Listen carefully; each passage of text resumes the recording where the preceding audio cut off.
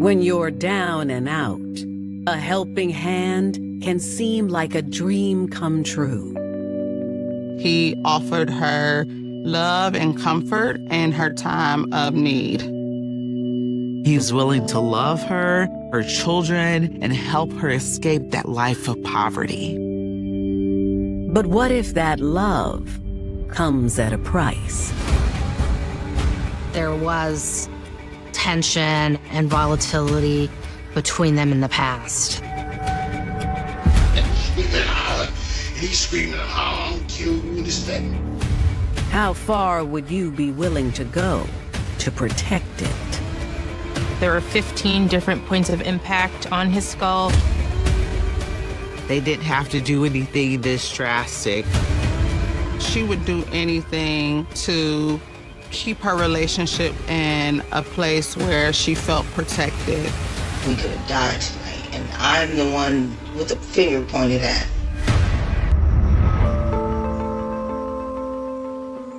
April 26, 2014, Akron, Ohio. Just 45 minutes from Cleveland, Akron is known as the rubber capital of the world. We used to have the biggest rubber companies here, and also it's where they make the blimp. It has a prominent university, the University of Akron. There's some really good restaurants and entertainment in the area. A bit of a smaller town if you like that feel. It is a good-sized city, Midwestern Rust Belt. We have a lot to offer. A lot of good things happen, but we have crime just like any other city.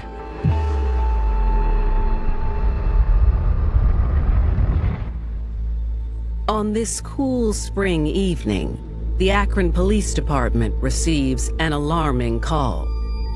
The call came in at 10:15 p.m., and this was on Monona Avenue in Akron. What we knew at the time was that there was a fight. The caller, Tiffany Powell, says the confrontation escalated quickly.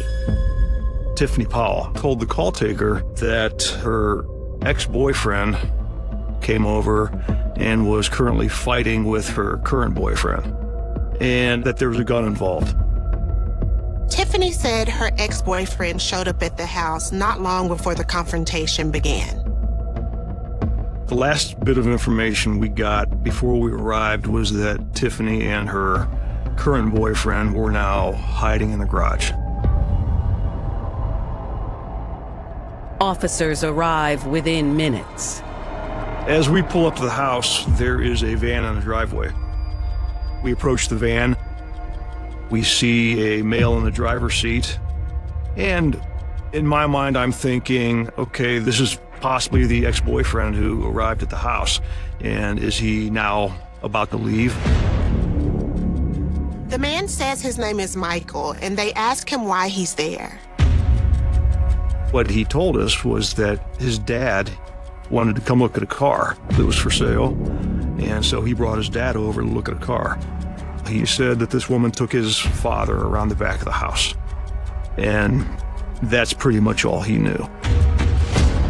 We asked him how long he had been sitting there. He said about 20 minutes before we arrived.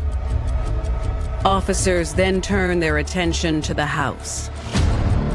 These other officers went to the back of the house, made entry. They enter and find a man standing at the base of a flight of stairs that leads to the basement. He has his hands up and he's yelling, "He's down here." Officers enter the basement and find 69-year-old James Harris lying motionless on the floor.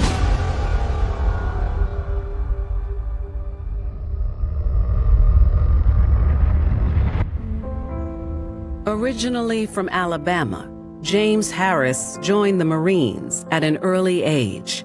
After being honorably discharged, he moved to Canton, Ohio, just south of Akron. James was a lover of God and also of education. He got married in 1968 and then went to the University of Akron and studied to be a teacher. James Harris taught special ed for about 30 years. During that time, He and his wife had 5 children together. He was a person that loved his family and loved his community. After 32 years of marriage, James's wife passed away.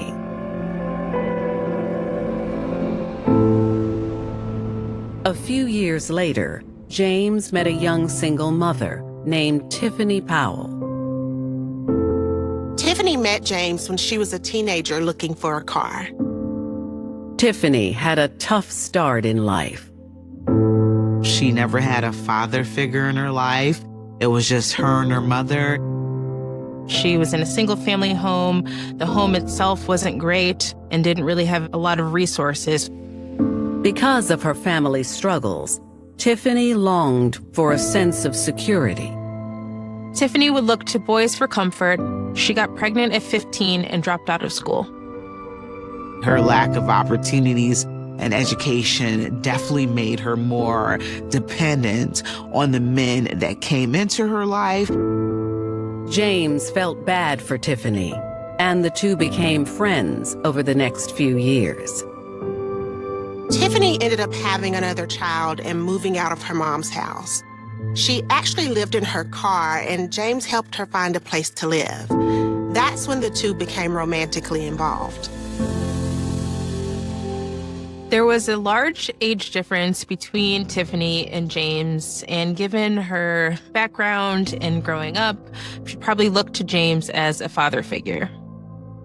With him having been a teacher for 30 years, he had some financial stability that he offered her that she didn't have on her own. He was a strong pillar in the community. He was very well looked up to, and he was stable. That probably attracted Tiffany as well. For the next 10 years, James and Tiffany shared a life and had 5 children of their own together. Tiffany adored her children, and they were the center of her world. But the relationship between she and James didn't last.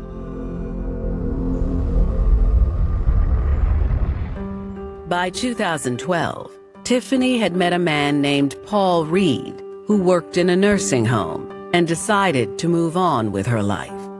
She meets another man that is willing to love her, her children, and take care of her. James decided to retire and focus on a slower-paced life. James had a hobby of buying old cars and fixing them and selling them. So that was something that he loved to do. But now, Akron police have found James lying on the floor in a basement. He isn't moving, and he appears to have major trauma to his head.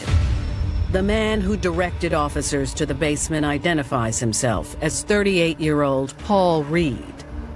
He says that James attacked him with a gun, and he was only trying to defend himself. Paul was breathing heavy and extremely upset. He kept saying he was going to throw up.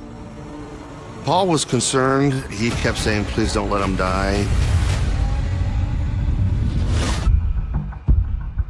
In April 2014, police in Akron, Ohio, have just discovered 69-year-old James Harris lying motionless on the basement floor after an altercation. Paul Reed is practically standing over him, all upset, and claims that James attacked him with a gun and he had to defend himself. Police officers call the paramedics, but when they arrive, it's too late. James Harris was obviously deceased, so the paramedics called the medical examiner. Officers see a small silver pistol lying on the ground. They pick up the weapon for safekeeping, and there's a round in the chamber. Unsure what transpired, officers place Tiffany and Paul in different rooms and notify homicide detectives. Detectives enter the home, looking for clues as to what occurred. The house on Monotto was a single-floor house. I believe it had 2 bedrooms. When I walked inside, there was no furniture except for maybe a bed in the bedroom. It may have not even been a bed. It may have just been a mattress. Basement was empty too, except for a washer and dryer that was in a separate room than where we found James. The firearm was reportedly brought into the house by James. It was collected as evidence and sent off to the lab for testing. They find that James's injuries are consistent with blunt force trauma. Hair fibers and a small pool of blood on the basement floor indicate James's head likely hit the concrete floor during the fight. While investigators continue processing the crime scene inside, James Harris's son, Michael, is still being questioned in the driveway. He was calm, but he absolutely knew something had happened. Police decide not to share information with Michael until they know more. We were getting information sporadically from the other officers inside, but at that point, we had not told him specifically what was going on. Officers bring Michael, Tiffany, and Paul down to the station.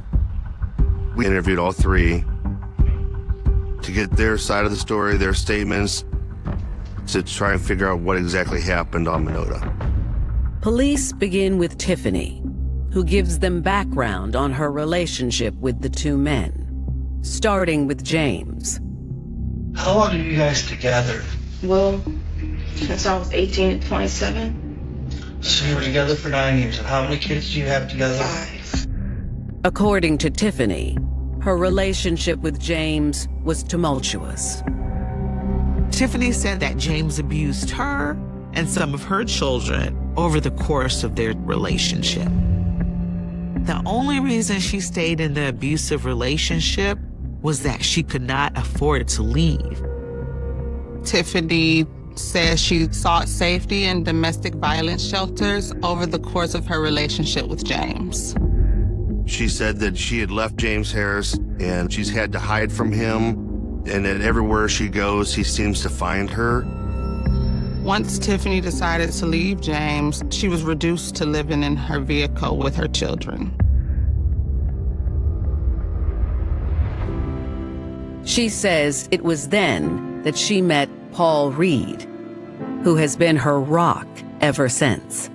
At the time that Tiffany meets Paul, she's living in her car, and Paul kind of comes in and saves the day for her. Paul offered her love and comfort in her time of need. He's also offering to protect her. He wanted to help her escape that life of homelessness. According to Tiffany, James was jealous of her relationship with Paul. He wants me to come back and be in his house and take care of the kids and that kind of thing. He says he's not going to get no kind of girlfriend or anything like that. It's always been a thing where if I don't give him what he wants, then he causes problems, like following custody for our children. She said that she had moved to Akron to start over with her new boyfriend, Paul. She was telling us that basically her and Paul were in hiding from him so that he wouldn't find her. I lost my kids because I kept my kids out of school because I've been running from him. And every time he finds out where I live at, he comes there. Investigators asked Tiffany to recount what happened that night.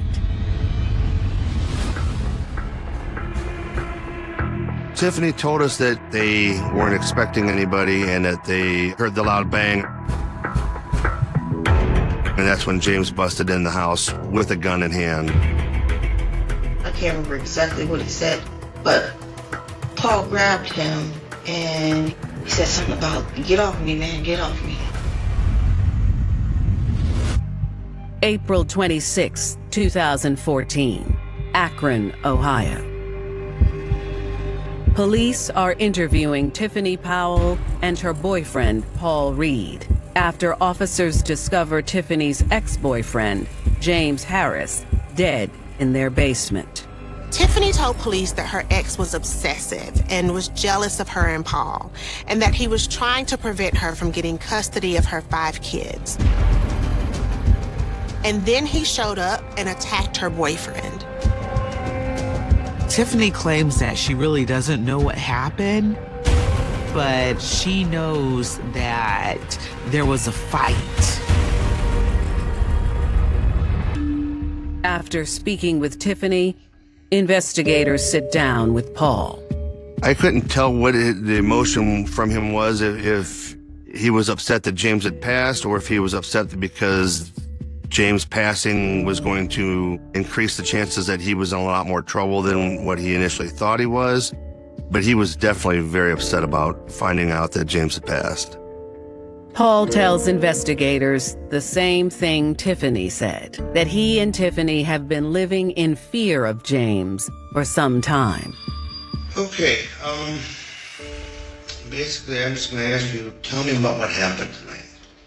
I don't even know. It was like, I don't know if he followed us home or something, because we've been running from him for a while. You know, we moved to so many different places, you know, and each time he finds us, and I'm always trying to be careful and always follow me or whatever. Tonight we were out, and Why is it you guys are running from this guy? he's obsessed with her. That's his ex. You know, they have kids together. Mm-hmm. I mean, he's an older guy, she's a younger girl, you know.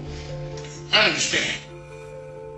Investigators ask him to walk them through what happened in the basement that night.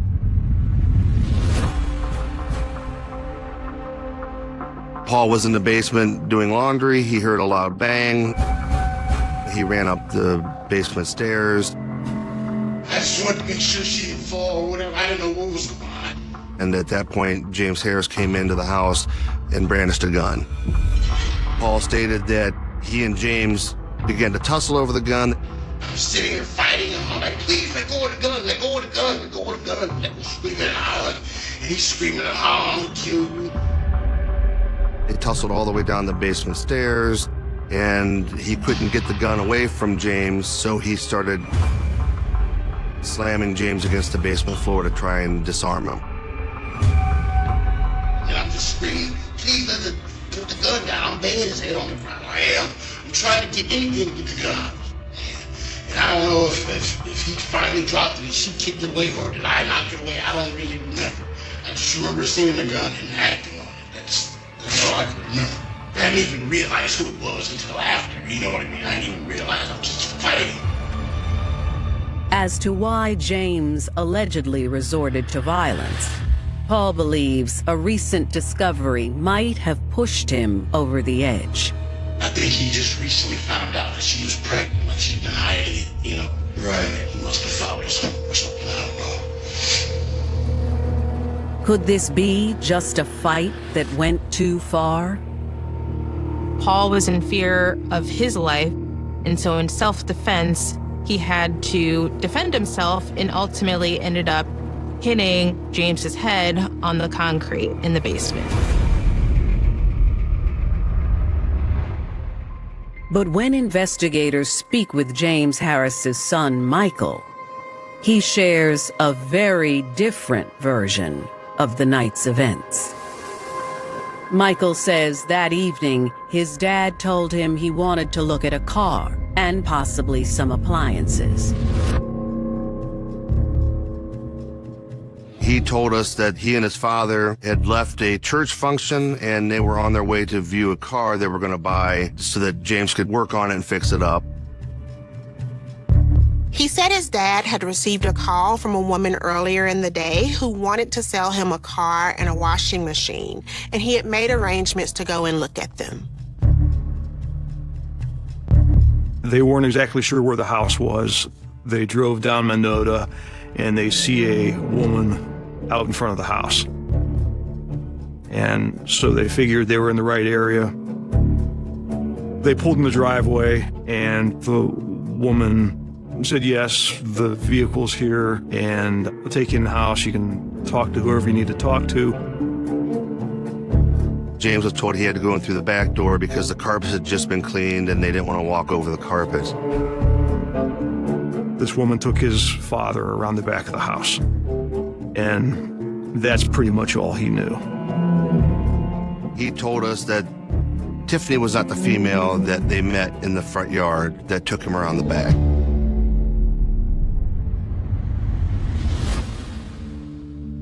Detectives then break the sad news to Michael. Obviously, he had to be shocked.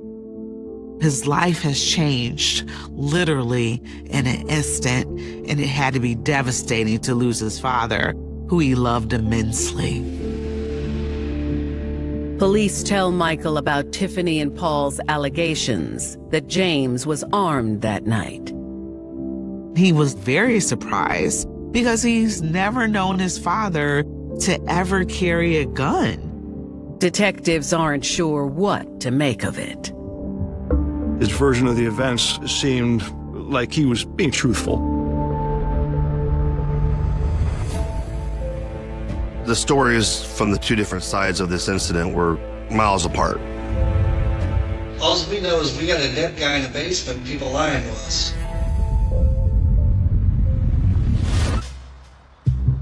In the spring of 2014, Akron police investigating the death of James Harris have spoken to his ex-girlfriend Tiffany Powell and her boyfriend Paul Reed.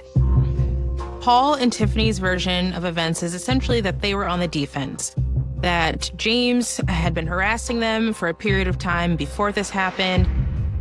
But James's son, Michael, says his dad was there to look at a car and was met there by a mysterious woman.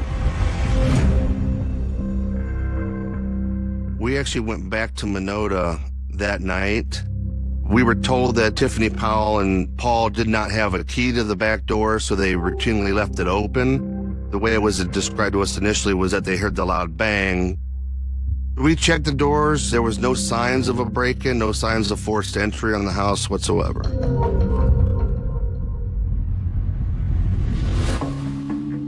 In Michael's version of events, the woman had told his father they couldn't go through the front door.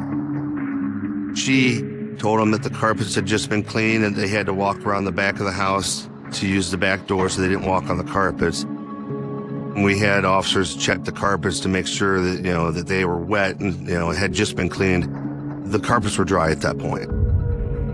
That immediately drew some red flags for us.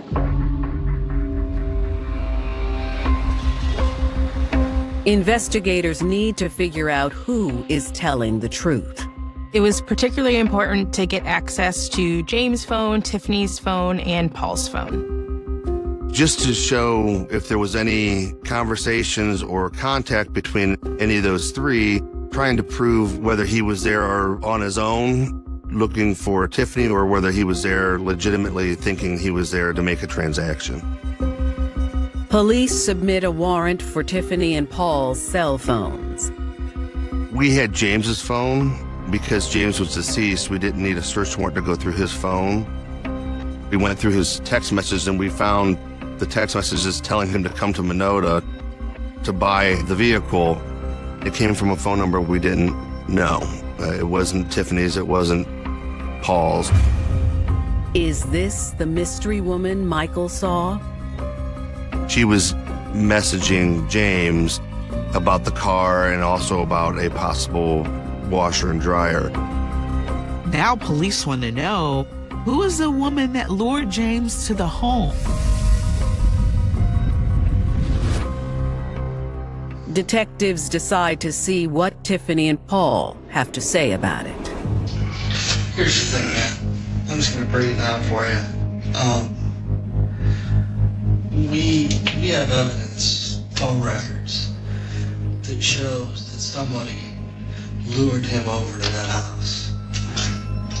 Okay? Somebody called him and had him. There was no call from me. No, but there was calls from his phone that match what these witnesses are telling us, so we know it's true. I had no idea about that. Okay. I just find it amazing that nobody seems to know who this person was that was calling him, but yet this mysterious person called him to your guys' house. Is that? unbelievable. Either you or Tiffany would know why some mysterious person would call him and bring him to that house. That makes absolutely no I sense. understand what you're saying. It doesn't make no sense. It makes no sense to me. I'm at a loss. Okay, because you said that there was another person there. I had no idea about anybody being there, period. Okay, except Tiffany and I. That's it. That's all I knew about. I don't know anything about somebody calling him. James was called and lured to that house. It was called what? He was called on the phone and he was lured to that house. By who? That's what we're asking you. All we know is we got a dead guy in the basement and people lying to us. The question is, who was it that was at that house tonight with the two of you that told him to lure? There was nobody there besides her and I that I know of. It was me and Paul. Is there anybody else there? No. Let's not play the game, You okay? get yourself in a lot of trouble. Okay, so you need to start telling us the truth. I understand what you're saying, sir. Now, obviously you don't. After hours of questioning, neither Tiffany nor Paul admits knowing anything about this other woman. All we had was a phone number, so we were searching around the backyard and stuff, and just for the heck of it, I called the number that sent the text messages, and the phone rang right at our feet. Akron, Ohio investigators looking into the death of James Harris have just discovered messages from an unknown source, luring him to the scene. Neither Tiffany Powell nor Paul Reed seem to know anything about it, leaving investigators to wonder who the sender is and how they're connected. I called the number that sent the text messages, and the phone rang right at our feet. We were standing on the west side of the house, and the phone was there. We started doing some checks to see who that phone was registered to. While police work to find the owner of the phone, detectives confront Tiffany and Paul with their newfound evidence. Good news. Detective Ross will be in a second. We found the phone that lured your child's father up there. It was in your side yard hidden by a fence. We found it. Okay. He came to a house to look at a car and got ambushed. He didn't come to look at no car, sir. I swear to God, he didn't come to look at no car. Why was this phone calling him, trying to sell him a car from your house? There was nobody from my house calling him, sir. But I do not want him dead. I did not want him dead at all. Then why was the person on this phone calling him, getting him to come to your house? Despite the evidence, Tiffany doesn't sway. You guys actually think I want him dead? You think I'm about to have a baby? I don't want him dead. You caused him to be lured to your house tonight, and he is dead. Whether you wanted him or dead or not is irrelevant. I was freaking shocked when he came here, okay? I swear to God, I was freaking shocked. I was upset because he knew the address. You're lying. Questioning Tiffany and Paul went off and on for hours. We would interview one, then leave and interview another one. Sorry, dude.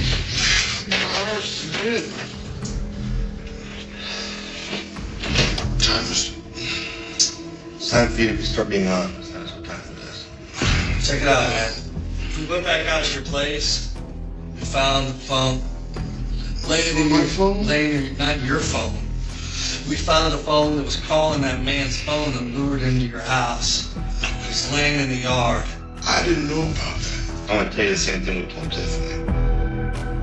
Somebody was there, made phone calls to James and lured him to that house. Who lured him there? That's what we're asking you. I have no idea about that at all. I have no idea. I just know a guy breaks into my house with a gun and I'm trying to defend myself. That's all that I know. If someone called him and lured him there, that I had no idea. Paul and Tiffany continue to deny and deflect. At some point during the interviews, they decided they didn't want to answer any more questions. Can I call a lawyer or somebody? It is time for you to tell the truth. If you're gonna lock me up, just lock me up, okay? Just call me. I ain't got nothing else to say, 'cause I don't know about that. Investigators aren't buying the couple's story and focus on finding the owner of the phone. Eventually, we came up with a name and a number from Canton, Ohio. Police discovered that the mystery woman's name is Connie Arnold. We started getting information about who Connie was, and then we contacted her. 19-year-old Connie Arnold agrees to speak with investigators. Connie's version to the police is that she did in fact lure James to the home, that she directed James to the back of the house. She says she did it after she was asked to by Tiffany. According to Connie, it all began when she met Tiffany a few months earlier. Connie told us that she had met Tiffany in a women's shelter for battered and abused women. They developed a friendship. Tiffany claimed that James had been abusive to both her and her children. Tiffany told Connie that there was an order of protection against James. So she thought that if she lured James to the home, he would violate the order of protection and she would be given her kids back. Connie says after hearing Tiffany's story, she agreed to help. They bought a drop phone, and they gave the drop phone to Connie. She paid her $100 to reach out to James and get him to come to this house under the ruse of looking at a car and a washing machine that were for sale.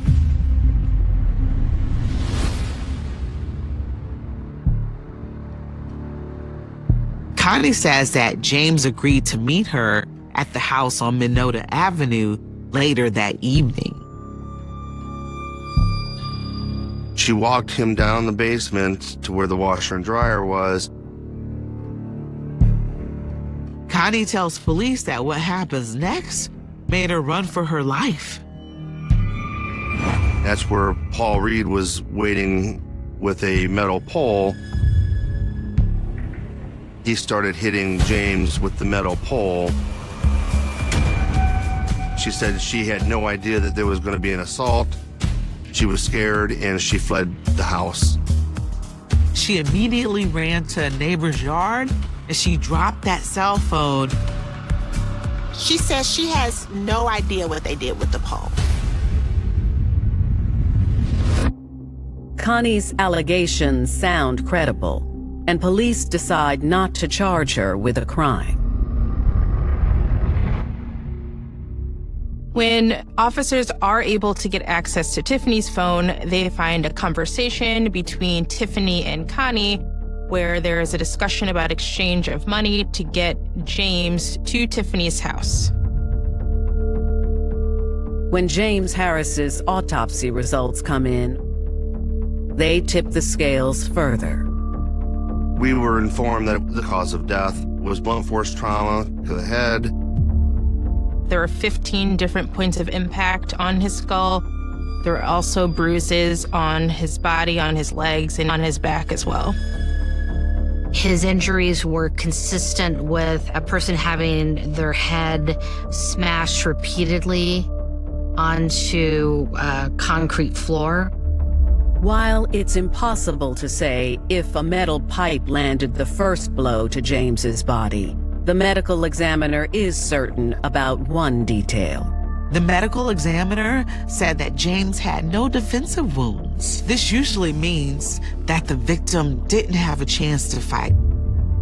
Once we knew that he had died from blunt force trauma and that he had been lured to the house, we contacted our prosecutor's office.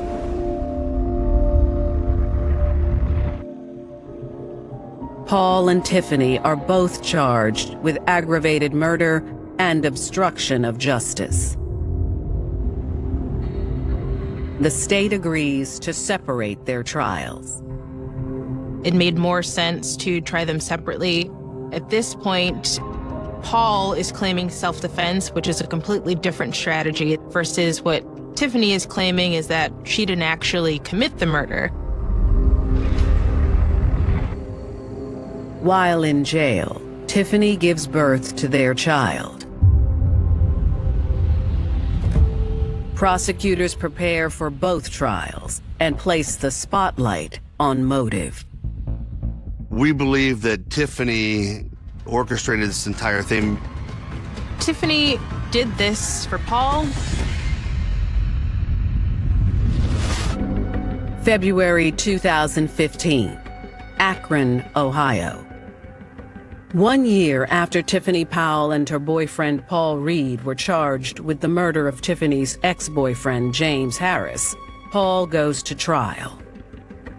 The prosecutors in this case had all the evidence that they needed. They have communications from a cell phone. They have all the parties at the same place at the same time where this murder is being committed, and they also have a witness who observes the entire thing. Prosecutors claim that on the night of April 26, 2014, James didn't surprise Paul with a gun. It was the other way around. Prosecutors believe that when James entered the basement, Paul immediately hit him with the pipe. Their theory was that James never had an opportunity to defend himself. After that, Paul kneeled on James's back and struck his head against the floor. It was those repeated hits on the floor that caused the skull and brain injuries to James.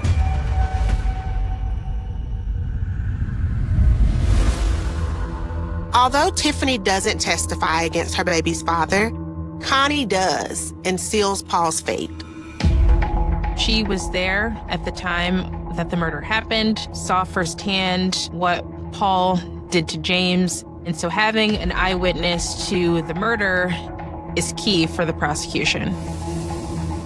Paul is found guilty of murder and complicity to commit murder, but the obstruction of justice charge is dropped.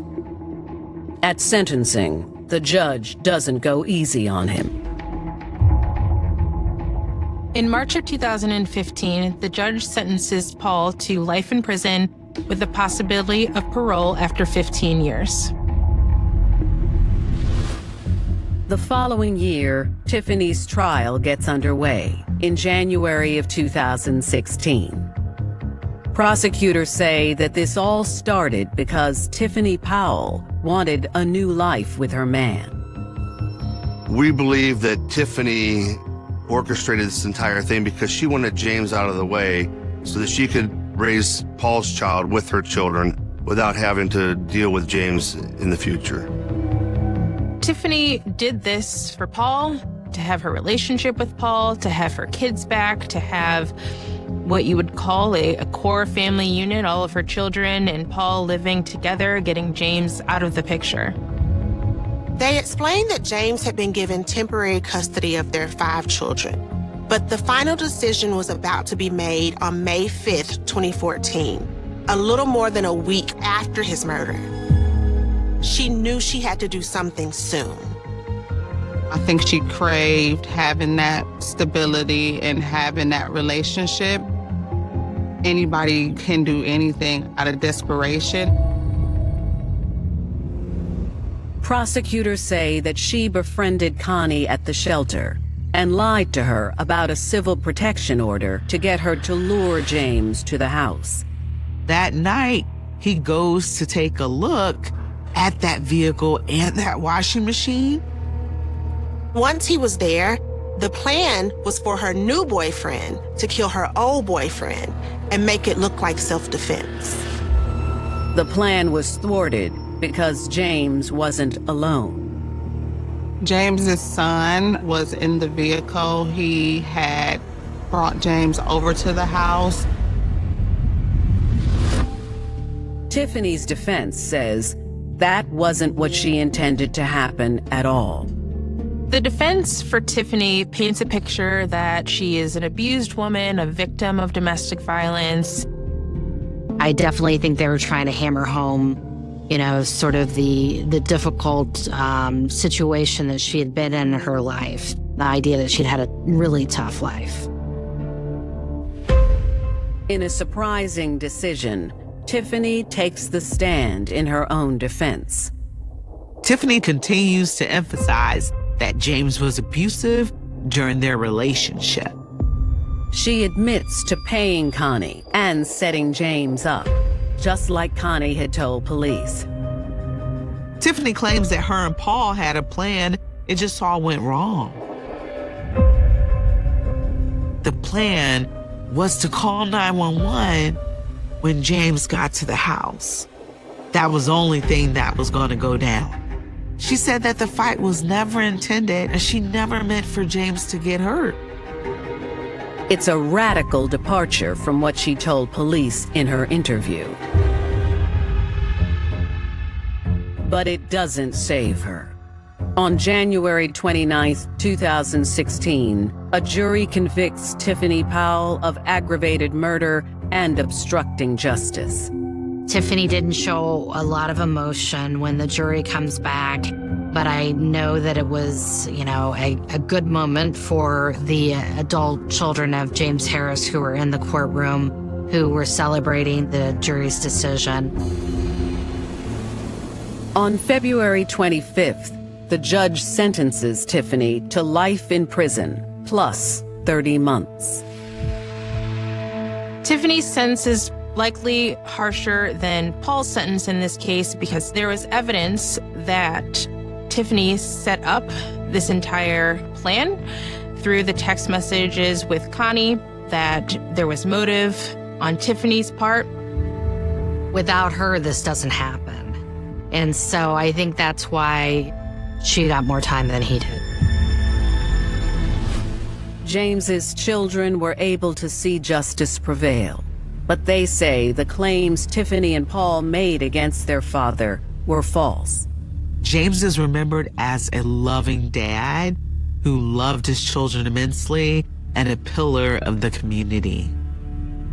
In this case, the children are the real victims. Not only did they lose their father to a murder, they've also lost their mother. All because Tiffany thought she could eliminate one man to have a life with another. It was the worst decision in her life that she could have ever made because it took her away from her children, who she loved the most. The bitter wind screaming off Lake Ontario in December of 1986 did not merely bring the freezing frost of a standard Canadian winter. It carried a dense, heavy sense of doom that would permanently alter the psychological landscape of a quiet, tree-lined neighborhood in East York. It was an ordinary Thursday evening when the predictable rhythm of this tight-knit community shattered into jagged pieces, exposing a sudden, violent vacuum of terror that would paralyze the city for 4 agonizing decades.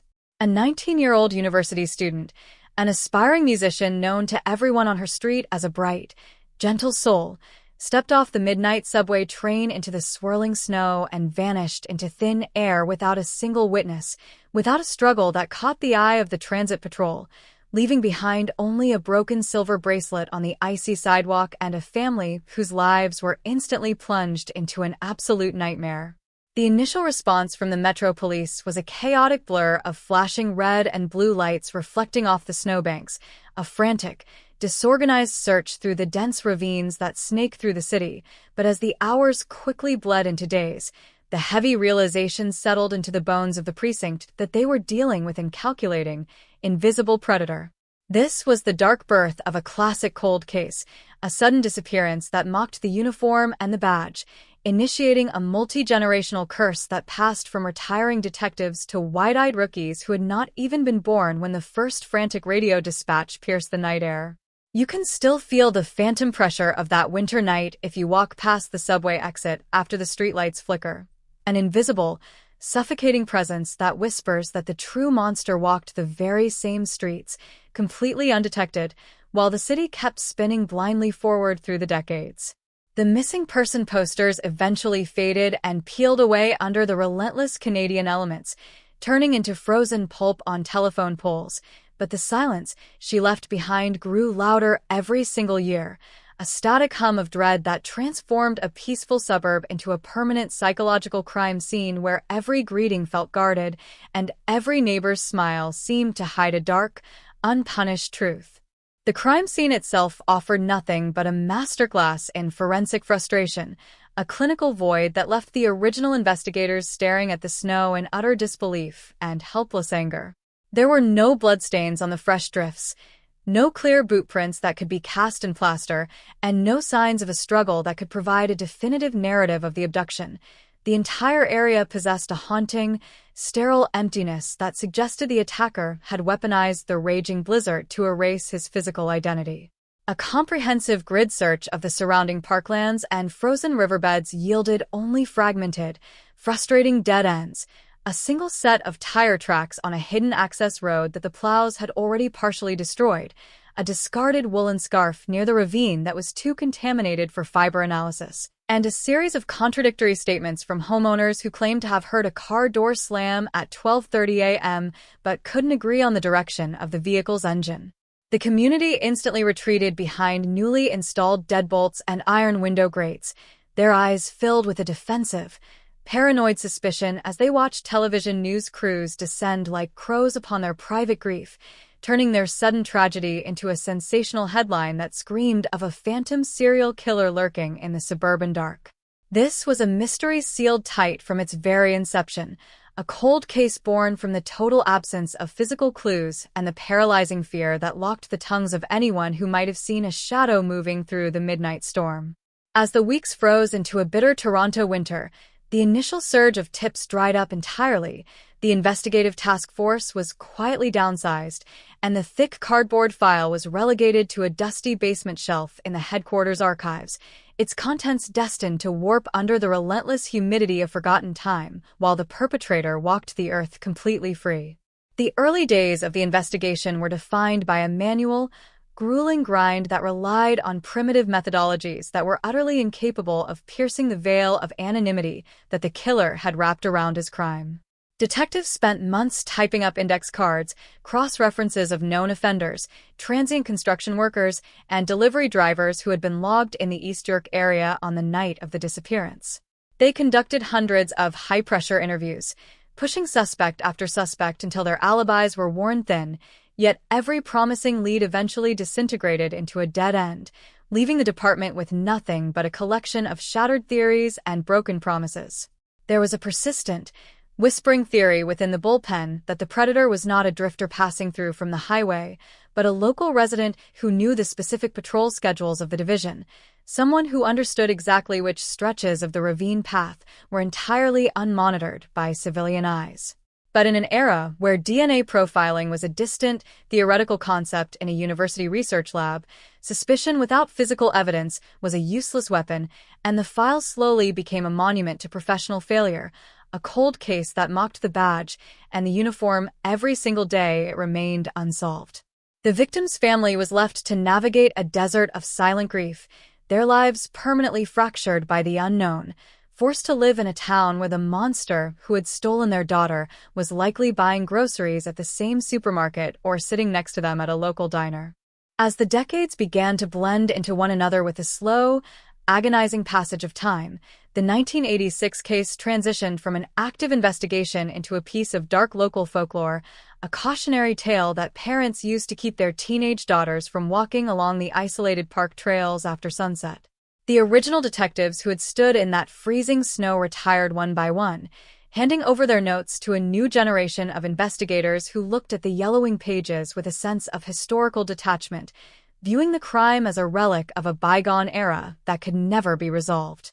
The landscape of Toronto underwent a dramatic, multi-billion-dollar transformation, The quiet suburbs were paved over with luxury high-rises, modern transit lines rose where the open fields had once been, and the generation that remembered the visceral terror of 1986 began to fade into the local cemeteries, taking their personal suspicions into the earth with them. Yet, the perpetrator remained a living, breathing entity within the grand design of the city, a cold-blooded architect of destruction who had successfully mastered the art of complete social assimilation, watching the world transition into the internet age while remaining entirely invisible to the radar of modern law enforcement. It was a terrifying masterpiece of evasion, a silent pact between a predator and the calendar that suggested some horrors are simply too clean for human justice to correct, leaving the concept of ultimate accountability looking like a hollow fairy tale told to comfort the brokenhearted. Then, the relentless, exponential march of forensic technology reached a sudden, historic tipping point, a silent scientific revolution that didn't care about the passage of 40 years or the fact that the physical evidence had been locked in a dark basement since the 80s. A specialized cold case unit, armed with modern grants and high-tech investigative tools, pulled the 1986 file from its resting place, not because they had received a sudden tip from an old informant, but because the genetic blueprint of human life could now be deciphered from a single, microscopic trace of biological material. Technicians utilized an advanced collection system on the victim's preserved clothing, pulling a pristine profile of the killer from the ancient fabric, a profile that had sat in the dark for decades, waiting for science to catch up to its malice. This profile was injected into the cutting-edge realm of investigative genetic genealogy, a high-tech methodology that searches through vast, public family tree registries to track a suspect through the biological profiles of his distant relatives, his ancestors, and his cousins.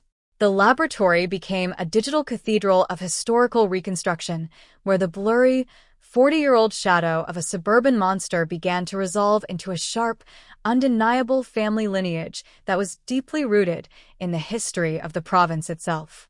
The high-tech breakthrough did not manifest as a sudden, dramatic arrest in the middle of the night.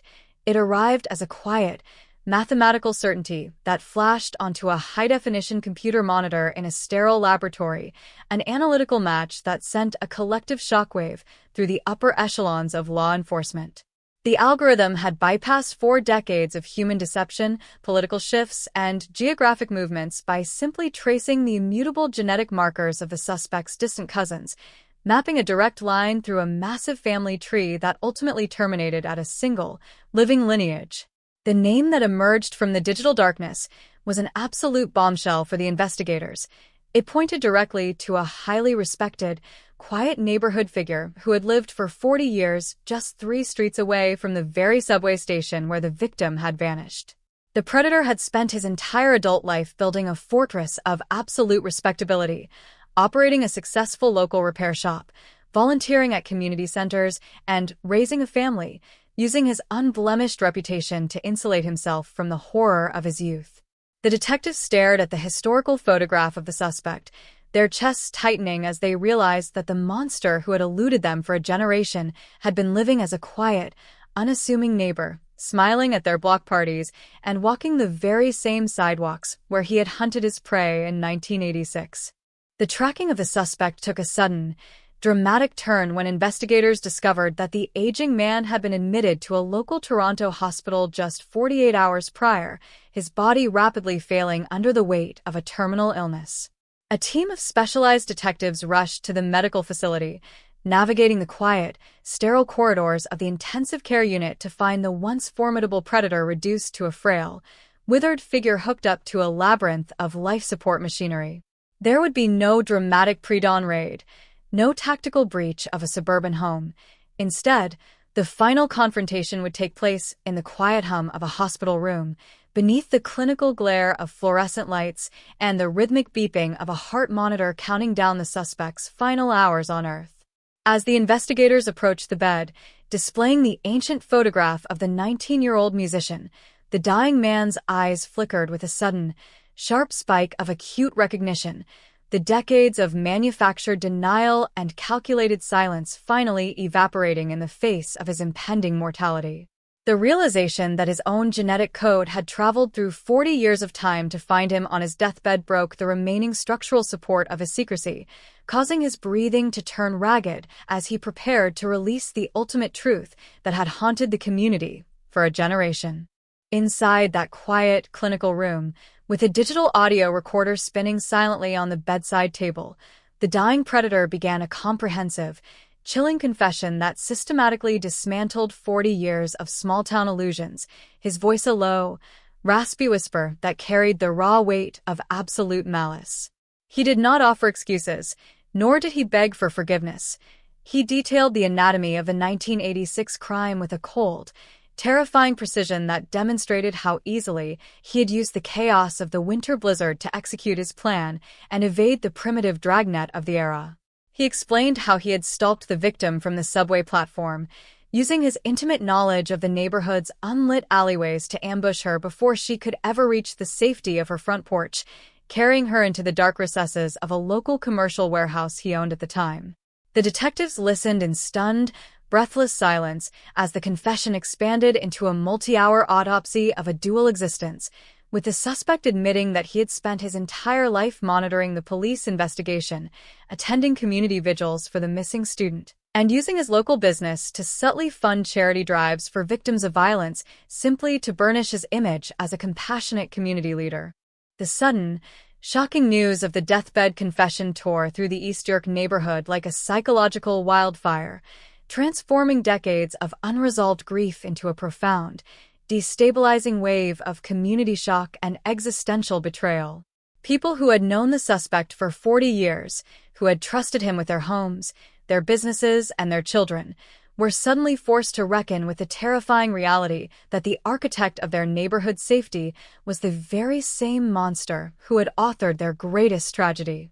The local repair shop he had operated for decades became an immediate focal point of public revulsion, its windows covered in police tape, and its interior searched by forensic teams looking for any hidden trophies or records that might link the deceased killer to other unresolved cold cases within the city.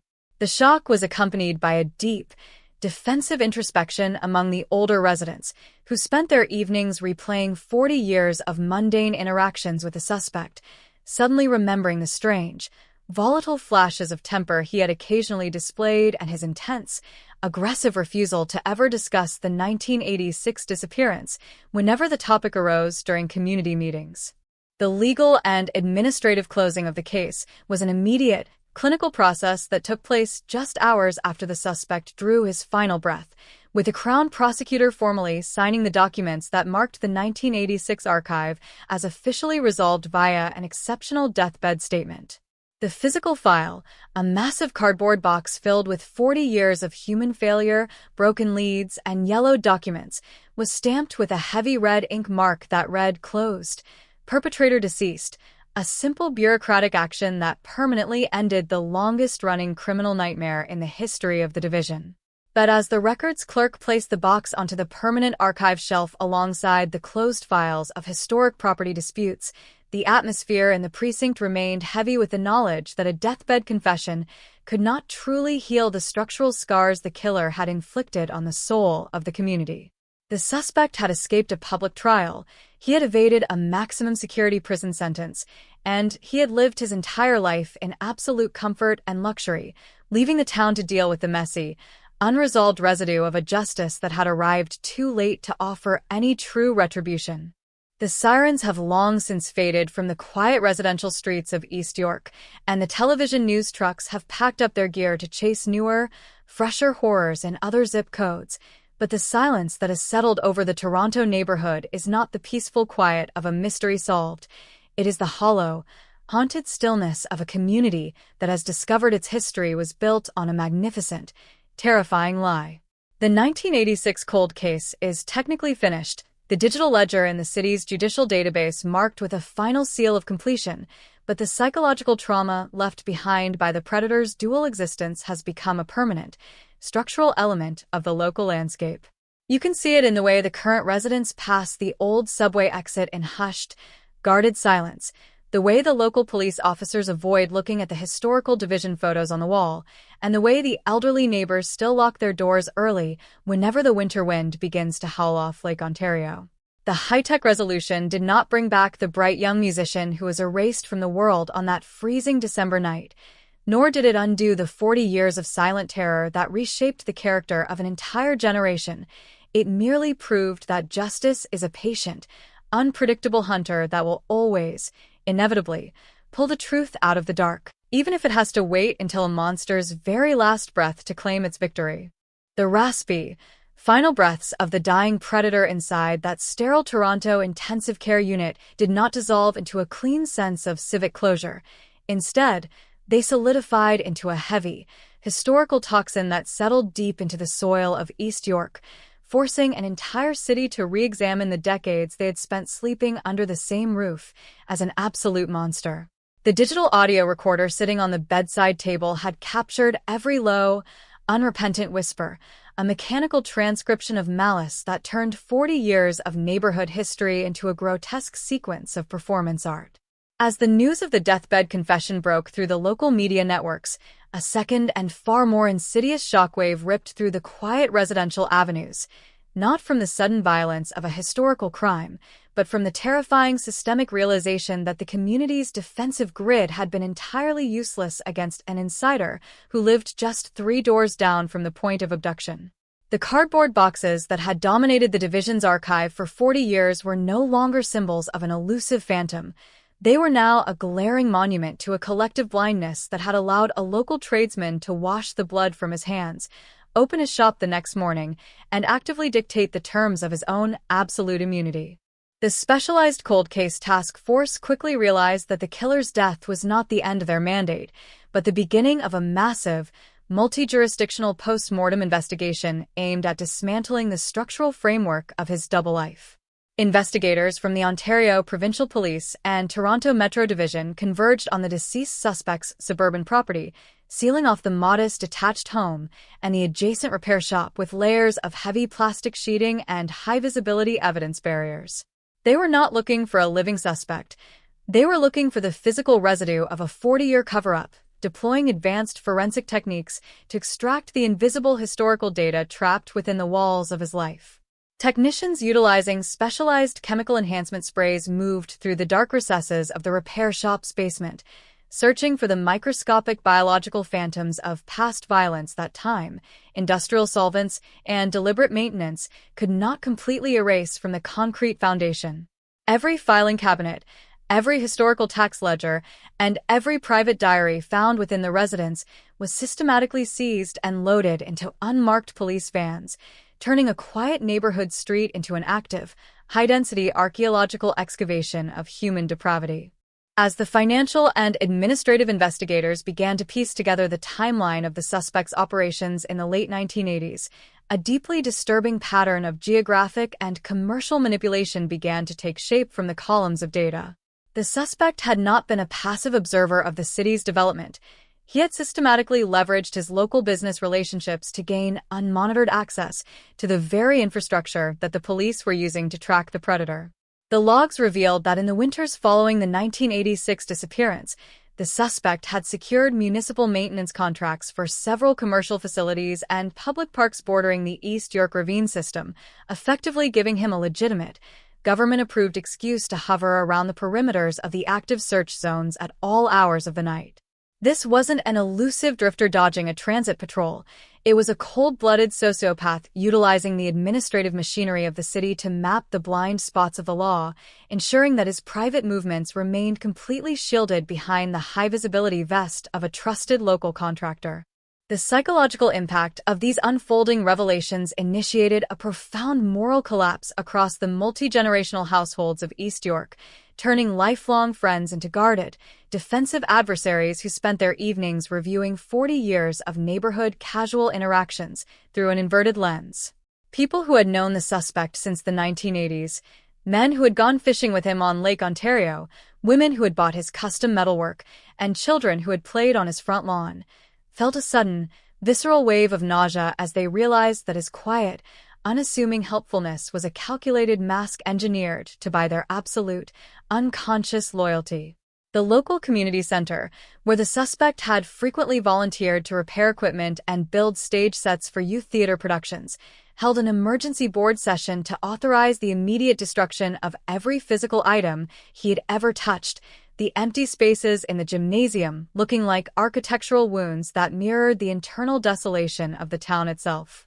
The older residents were forced to live in a state of continuous self-reproach, realizing that their natural desire for small-town comfort and neighborly trust had been converted by a predator into the ultimate cloaking device.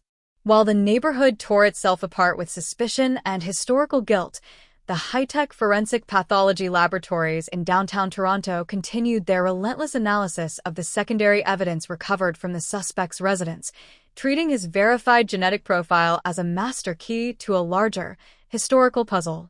The scientists were utilizing advanced mass spectrometry and high-resolution digital scanning to cross-reference the microscopic traces found in his old toolboxes with unresolved missing person profiles and historical assault cases from across the entire province of Ontario. Every run of the laboratory's computer models was a clinical battle against the natural decay of biological material that had been hidden in dark corners for nearly half a century, a high-stakes scientific attempt to determine if the 1986 disappearance was an isolated flash of madness or the terrifying centerpiece of a hidden, multi-decade career of serial predation. The atmosphere inside the laboratory remained one of hushed, military intensity, with technicians understanding that their data was the only remaining force capable of delivering a complete narrative of accountability now that the killer himself had escaped the living jurisdiction of the court. The administrative closing of the case files brought no relief to the victim's surviving family, who found themselves thrust into a bizarre, media-saturated vacuum of closure without retribution, a state of psychological limbo that was deeply destabilizing. They were flooded with predatory communication from international true crime networks, book publishers, and digital media producers who descended upon their quiet street like crows, eager to transform their 40 years of silent agony into a slick, commercialized narrative for a global audience. The daughter, who had spent her entire conscious life carrying the heavy, frozen memory of the bright young musician who never came home from the subway station, chose to lock her doors against the modern world, refusing to allow the commercialization of her mother's death to erase the raw human cost of the delay. She understood with a devastating, protective clarity that the deathbed confession was not an act of remorse or a gift of peace from a dying man. It was a final, arrogant assertion of control by a killer who waited until the absolute threshold of his own mortality to reveal the truth, ensures that the state would never have the opportunity to lock him in a maximum security cell or strip him of his comfortable citizen lifestyle. As the spring thaws began to release Toronto from the grip of another bitter winter, the local transit division held a quiet, unpublicized ceremony at the East York subway exit, installing a modest bronze plaque bearing the victim's name and the date she was stolen from the world. The event was attended by only a handful of retired officers and aging neighbors who had stood in the swirling blizzard of 1986, their frail frames and white hair a testament to the staggering duration of the trauma that had defined their community for a generation. The plaque was a permanent, structural admission of a historical failure, a reminder that the safety of the public is a fragile, easily broken illusion that requires constant, unyielding vigilance to maintain against the predators who walk among the innocent. The investigators who had closed the file stood at the edge of the platform in absolute silence, watching the modern commuters stream past the bronze marker without blinking, their busy, indifferent energy a proof that while the system can occasionally balance the legal ledger through science, it can never truly undo the structural damage a cold case inflicts on the memory of a city. The physical repair shop that the suspect had operated on Main Street for 40 years, a building that had been a mundane fixture of the local economy since the 80s, was eventually purchased by a municipal land trust at a public tax auction and scheduled for immediate, total demolition, an event that many residents felt was a necessary, architectural exorcism of the neighborhood space. Heavy industrial wrecking crews arrived on a gray, misty morning, their diesel engines roaring into the quiet suburb as their hydraulic claws tore through the brick facade, the weathered wooden rafters, and the reinforced concrete foundation where the forensic teams had spent months hunting for ghosts. The structure was completely reduced to a mountain of raw, anonymous industrial waste that was hauled away in a continuous convoy of dump trucks, leaving behind nothing but an empty, leveled lot of gravel and dirt that offered no comfort and no memory to the passing generation. The town had chosen to erase the building from its geography, a physical declaration that some histories are too toxic to be preserved in the visual landscape of their daily lives, leaving the space to be slowly reclaimed by the native weeds and the indifferent passage of time. The legacy of the Toronto cold case was ultimately not a story of a system working seamlessly to correct its own errors, but a chilling, multi-layered autopsy of how easily a small, decent community can be hollowed out from the inside by a predator who understands the social value of a quiet performance. The 1986 folder was closed. The red stamp in the division basement was dry. The repair shop was a gravel lot, and the killer was a handful of ash in an unmarked cemetery, but the internal character of East York had been permanently altered by the realization that their decades of peace were a manufactured illusion, a product of a continuous, calculated deception that had walked among them unrecognized for 40 years. The community had used the unassailable power of modern forensic science to trace the genetic path of the monster directly to his deathbed, but they had paid for that truth with the very fabric of their multi-generational security, leaving behind a heartland landscape that would move into the future with a permanent, defensive limp. A collective awareness that the wolves who hunt the innocent do not wait on the edges of the dark, but walk down the center aisle of the front row, wearing the tailored suits of public office, smiling at your families, and directing the very laws that are meant to keep the dark from breaking through. The complete structural evacuation of the deceased suspect's property did not bring an end to the administrative nightmare gripping the Toronto Police Service. Instead, it initiated a grueling, deep-dive excavation into the historical archives of the division that threatened to expose decades of systemic investigative paralysis. As the boxes of seized diaries, customer logbooks, and personal financial ledgers from the mid-1980s were systematically uploaded into the department's modern data matrix, a terrifying picture of administrative sterilization began to materialize before the eyes of the specialized task force. Investigators from the homicide unit sat in sterile, glare-lit rooms for weeks, cross-referencing the repair shop's historical work orders with the original 1986 canvas sheets, realizing with a sudden, visceral wave of professional failure that the killer's name had appeared in the initial master files 3 separate times during the first month of the abduction. He hadn't been an invisible ghost operating in a total vacuum. He had been an active participant in the periphery of the investigation, a local businessman who had volunteered his shop's custom fabrication tools to build auxiliary search barriers for the community, a strategic move that allowed him to walk directly into the precinct, look his own hunters in the eyes, and subtly learn the exact limits of their forensic capabilities. The physical remnants of this 40-year deception were meticulously laid out across the metal tables of the state's secure processing facility, transforming the clinical laboratory into a dark museum dedicated to a dual existence that had mocked the concept of justice for a generation. Technicians utilizing advanced multispectral imaging began analyzing the suspect's private journals from the winter of 1986, discovering that beneath his outer persona of a quiet, civic-minded tradesman lay a cold, hyper-analytical mind that treated his survival as a continuous logistical problem to be solved through calculated assimilation. The pages did not contain dramatic, emotional confessions of remorse. They were filled with detailed, neatly organized records of regional weather patterns, metro transit schedule variations, and the specific names of the neighborhood watch volunteers who patrolled the East York Ravine lines. It was an absolute autopsy of a sociopathic intelligence, proof that his entire public legacy as a generous neighbor who repaired children's bicycles for free was an artificial layer of defense, a fortress built out of mundane acts of community charity designed to buy the total, permanent blindness of the people who lived right next door to his hunting grounds. The weight of these administrative disclosures quickly ruptured the fragile peace of the surrounding neighborhood, destroying the remaining multi-generational social bonds and turning the quiet residential streets into a battleground of intense paranoia and historical self-examination.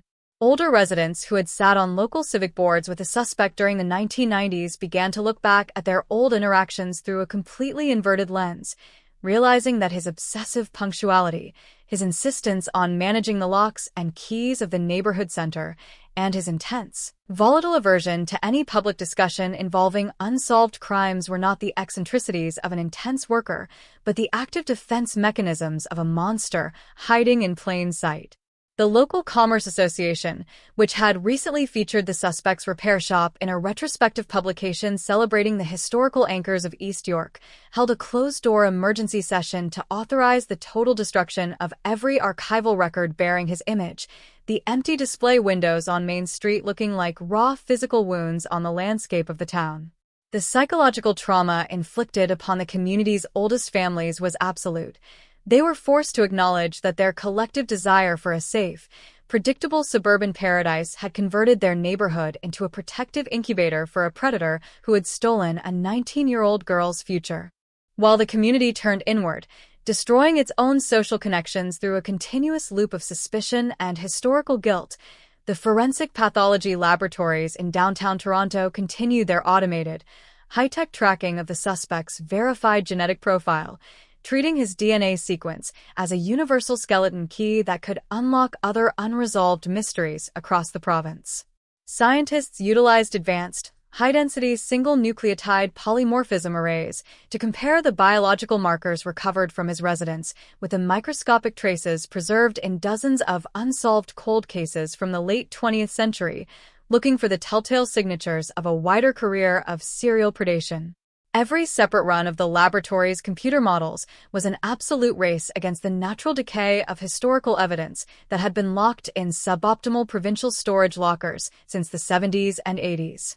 The technicians moved through the ancient evidence bins with a hushed, military intensity, understanding that their data was the only remaining force capable of delivering a complete narrative of legal accountability now that the perpetrator himself had escaped the jurisdiction of the living world through his deathbed confession. The administrative closing of the 1986 homicide file brought no release to the victim's family, who found themselves trapped in an agonizing, media-saturated vacuum of closure without retribution, a state of psychological suspension that felt deeply hollow. They were flooded with predatory communication from international true crime documentary producers, literary agents, and digital media corporations who descended upon their home like vultures, eager to monetize their 40 years of silent agony into a slick, commercialized narrative for a global audience. The daughter, who had spent her entire adult life carrying the heavy, frozen memory of the bright young musician who never returned from the East York subway exit, chose to lock her doors against the modern world, refusing to allow the commercialization of her mother's death to erase the raw human cost of a delay. She understood with a devastating, protective clarity that the deathbed statement was not an act of grace or a gift of peace from a dying man. It was a final, arrogant assertion of control by a killer who waited until the absolute threshold of his own mortality to reveal the truth, ensuring that the state would never have the opportunity to lock him in a maximum security cell or strip him of his comfortable, respected lifestyle. The tracking of the suspect's financial networks revealed an intricate system of small-scale corporate sheltering that the killer had utilized during the 1990s to insulate his business from any potential state scrutiny, a discovery that added another layer of calculated malice to his historical profile.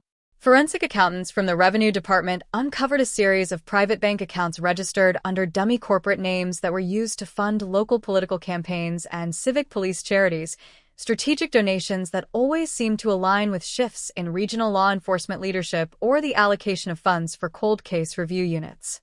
The realization that their own local taxes and community donations had been actively manipulated by a predator to purchase his own institutional invisibility was a profound, sickening revelation for the residents of East York, forcing them to understand that the clean, well-lit sidewalks they walked upon were the literal byproducts of a deal made with a monster. A collective bribe paid to an entire population to keep them from looking too closely at the darkness lurking in their midst.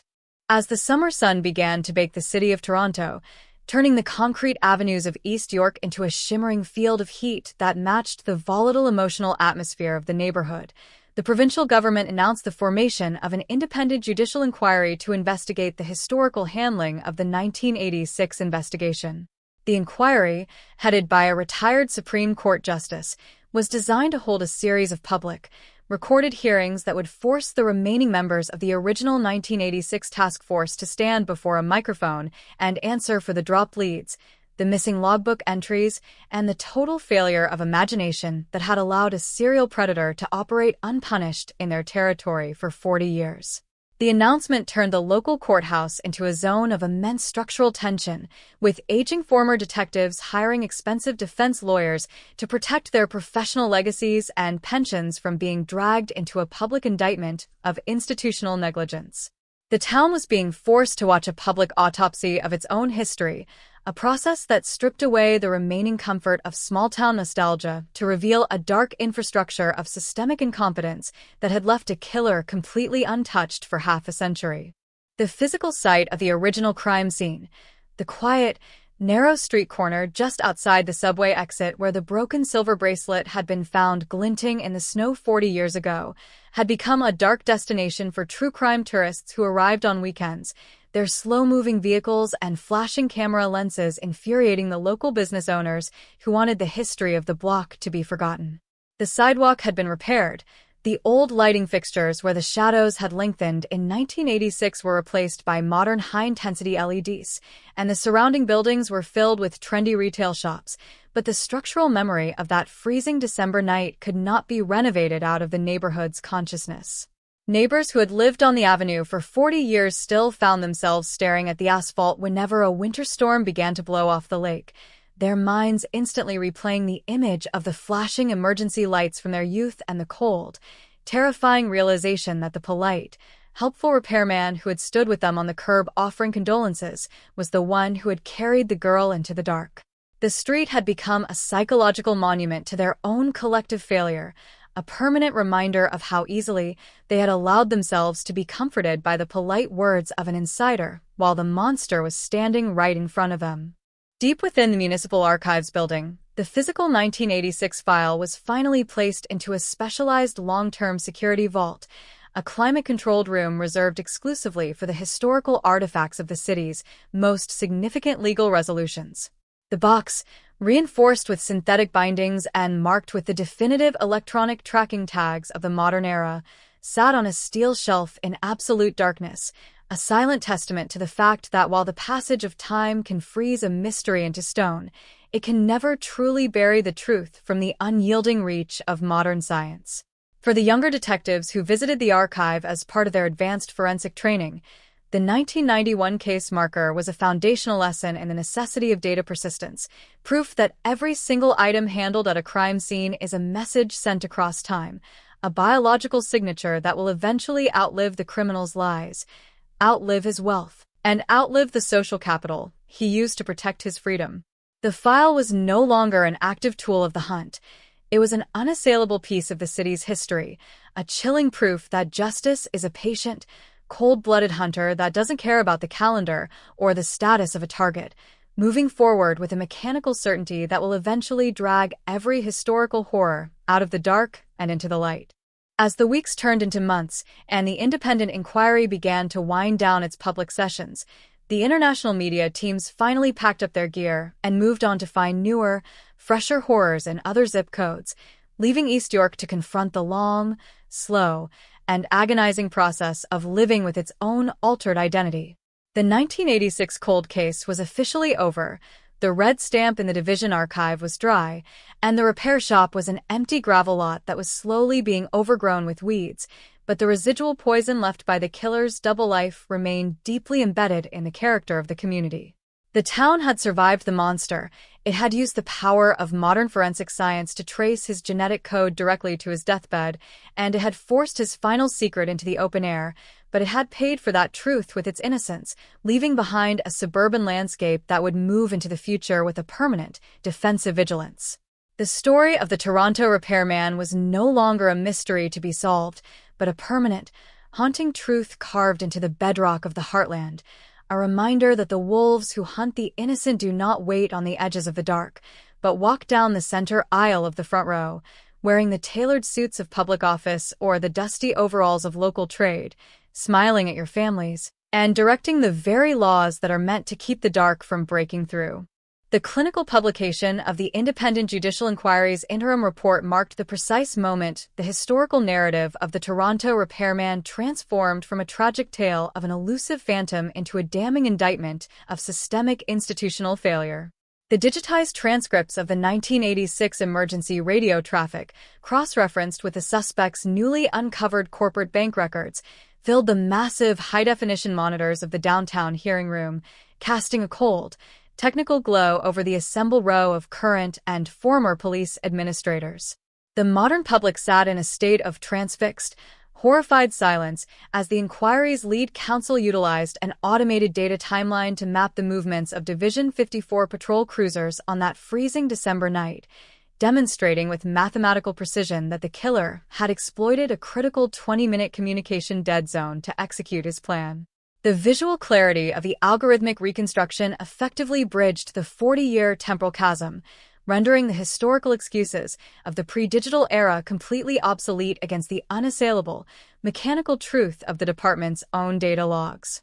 The legal representatives of the Retired Police Association, visibly shaken by the clinical impact of the digital overlay, scrambled to inject a counter-narrative of historical context into the formal record, launching an aggressive defense of the 1986 investigative team's methodologies. They called a series of elderly former desk sergeants to the stand, trying to paint a picture of a metropolitan division that was fundamentally overwhelmed by the sheer volume of emergency calls triggered by the historic winter blizzard, and chaotic environment where handwritten logbook entries were frequently misplaced, radio channels overlapped, and manual filing boxes were handled by exhausted rookies. The lead defense counsel raised his voice, his tone sharp and combative as he demanded to know how a modern inquiry, operating with the luxurious hindsight of 21st-century data tracking, could fairly judge the frantic, split-second decisions of officers navigating a whiteout storm without the aid of cell phones, global positioning systems, or automated fingerprint networks. It was a calculated, expensive attempt to shift the blame from individual complacency to institutional limitation, a desperate effort to convince the public that the failure to capture the predator in 1986 was an unavoidable tragedy of a primitive technological era rather than a catastrophic lapse in basic police vigilance. But this administrative smokescreen dissolved completely the instant the inquiry team introduced its next forensic asset, a series of internal warehouse logistics logs from the winter of 1987, recovered from a hidden floor safe during the final demolition of the suspect's Main Street repair shop. The state prosecutors methodically demonstrated to the panel that the commercial facility where the suspect had processed his custom metal fabrication orders had been subjected to a routine municipal zoning inspection just 6 months after the 19-year-old musician vanished from the subway exit. The logs revealed that the suspect had personally signed off on a series of structural modifications to the building's subterranean storage bays during the exact week of the active ravine searches, modifications that were manually entered into the county ledger as routine insulation upgrades, but were actually designed to create a reinforced, soundproof workspace beneath the concrete foundation. The reveal was a tactical hammer blow that turned the historical narrative upside down.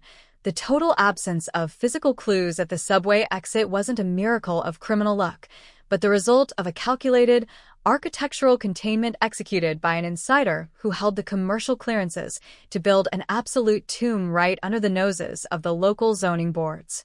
Outside the secure walls of the hearing room, the East York neighborhood was experiencing a slow, agonizing moral collapse as the details of the warehouse modifications leaked into the community, exposing the terrifying ease with which the killer had integrated his predatory impulses into the daily mechanics of local trade. Longtime residents who had hired the suspect to reinforce their own basement windows, install heavy iron deadbolts on their doors, and weld secure gates for their businesses felt a sudden, visceral wave of nausea as they realized that the tools used to secure their private sanctuaries were the exact same implements that had built a chamber of horrors just streets away. The local business improvement area, which had recently planned a memorial dedication to honor the multi-generational merchants of Main Street, canceled the initiative overnight, the blank walls of the commercial strip looking like physical scars on the landscape, matching the internal desolation of a community that realized its decades of peaceful, suburban prosperity had been directly subsidized by the calculated silence of an unpunished monster. The inquiry reached a new level of clinical intensity when the state called a forensic structural engineer who specialized in the long-term preservation of microtraces within sealed industrial environments, a witness whose testimony was designed to connect the suspect's private trade logs directly to the final, hidden mechanics of the cover-up.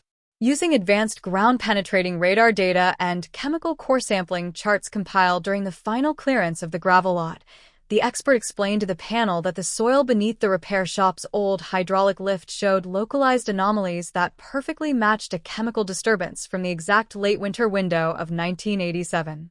The lawyers for the retired officers objected frantically, their voices cracking with tension as they argued that industrial solvents, motor oils, and commercial lubricants were standard across every automotive and repair facility in East York, and that the testimony was purely speculative, intended only to inflame the passions of the public.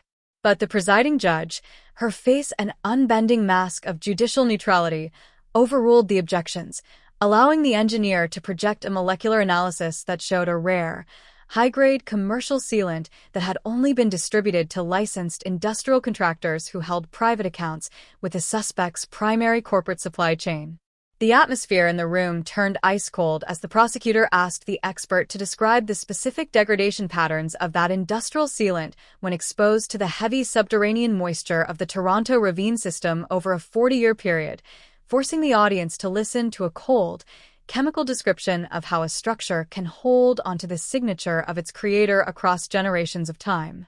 The deceased killer's surviving relatives sat perfectly still in the back row of the gallery, their faces pale and bloodless under the harsh glare of the studio lights, their eyes fixed on the floor as if they were trying to shrink away from the absolute public ruin of their family name. The community was being forced to realize that the man they had celebrated as a reliable, hard-working neighbor, the quiet craftsman who had welded the security grates for their local schools, was a master of chemical and structural evasion who had used his intimate knowledge of industrial logistics to shield his movements from the unyielding reach of the law. As the third week of the public hearings ground toward its conclusion, the inquiry dropped its most devastating administrative bomb, calling to the stand a former municipal records clerk who had managed the city's construction permit archive during the late 1990s. A woman who had left Ontario abruptly in 2002 and had lived in total anonymity in rural British Columbia until she was located by a team of provincial marshals. The witness was now an elderly woman, her voice trembling with a mixture of historical terror and immediate panic as she looked across the well of the hearing room at the empty chair of the suspect who had once held absolute power over her livelihood and her family's safety. Under direct examination, the archivist revealed that in the winter of 1999, during a routine digitization of the East York commercial property registries, she had been approached by a prominent local developer, a man whose municipal election campaigns had been entirely financed by the suspect's private business syndicates, who casually suggested that certain older, paper-based structural blueprints from the mid-'80s were taking up valuable vault space and should be moved to an unindexed, off-site storage facility that lacked security cameras or fire suppression systems. The clerk's testimony provided the missing structural link that connected the repairman's local economic network directly to the active suppression of historical data, proving to the panel that his evasion of justice was not a passive miracle of science, but a continuous, multi-decade campaign of political influence and institutional sterilization that had started before the victim's family had even stopped weeping. The witness described living for over 20 years in a state of self-imposed exile, changing her phone numbers, checking the security deadbolts on her house every single night, and refusing to look at any news coming out of Toronto because she understood that as long as that tradesman's business network held power in East York, her knowledge of the missing blueprints made her a permanent liability to an empire built on a foundation of blood. The cross-examination by the police association lawyers was an exercise in pure structural aggression, trying to paint the elderly clerk as an unstable former employee who was fabricating a Hollywood-style municipal conspiracy to settle an old administrative grudge against her former supervisors. But her terror was too palpable, her memory of the specific political threats too detailed, and her description of the altered city council memos matched too perfectly with the cold, calculating administrative patterns the inquiry team had already uncovered in the corporate logs. The weight of this accumulation of evidence began to take a visible, physical toll on the city's current administrative leadership, who were now arriving at the hearings each morning with the hollow eyes and exhausted postures of public servants who knew they were trapped in a room with a history that could not be defended by normal bureaucratic public relations. They were no longer releasing polished, reassuring press statements to the local true crime bloggers or the mainstream networks. They rushed past the microphones with their heads down, their briefcases clutched to their chests like shields, their confident public declarations of community safety replaced by a total, sullen silence that perfectly mirrored the dark reality of the documents being entered into the record.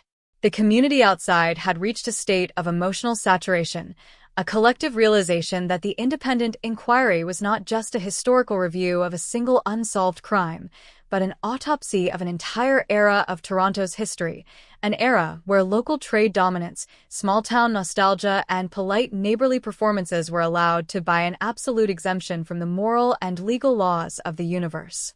The final summary statements of the independent inquiry were scheduled for a Monday morning that brought a sudden, violent autumn storm to the city, with heavy sheets of gray rain lashing against the tall arched windows of the downtown facility, creating a natural, dimmed soundtrack that matched the dark gravity of the moment.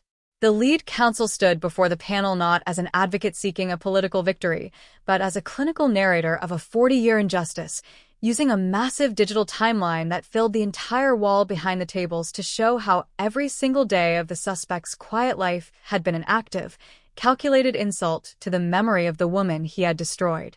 He walked the panel through the high-tech genetic genealogy matches one last time, then connected them to the warehouse blueprints, the structural anomalies beneath the hydraulic lift, the municipal permit alterations, and the hidden basement journals, weaving these separate pieces of historical debris into an unassailable mountain of ironclad, scientific certainty. He demanded that the city finally strip the deceased predator's estate of its remaining financial assets, returning the neighborhood to a reality where the law applied equally to everyone, regardless of the trade overalls they wore or the community networks they commanded.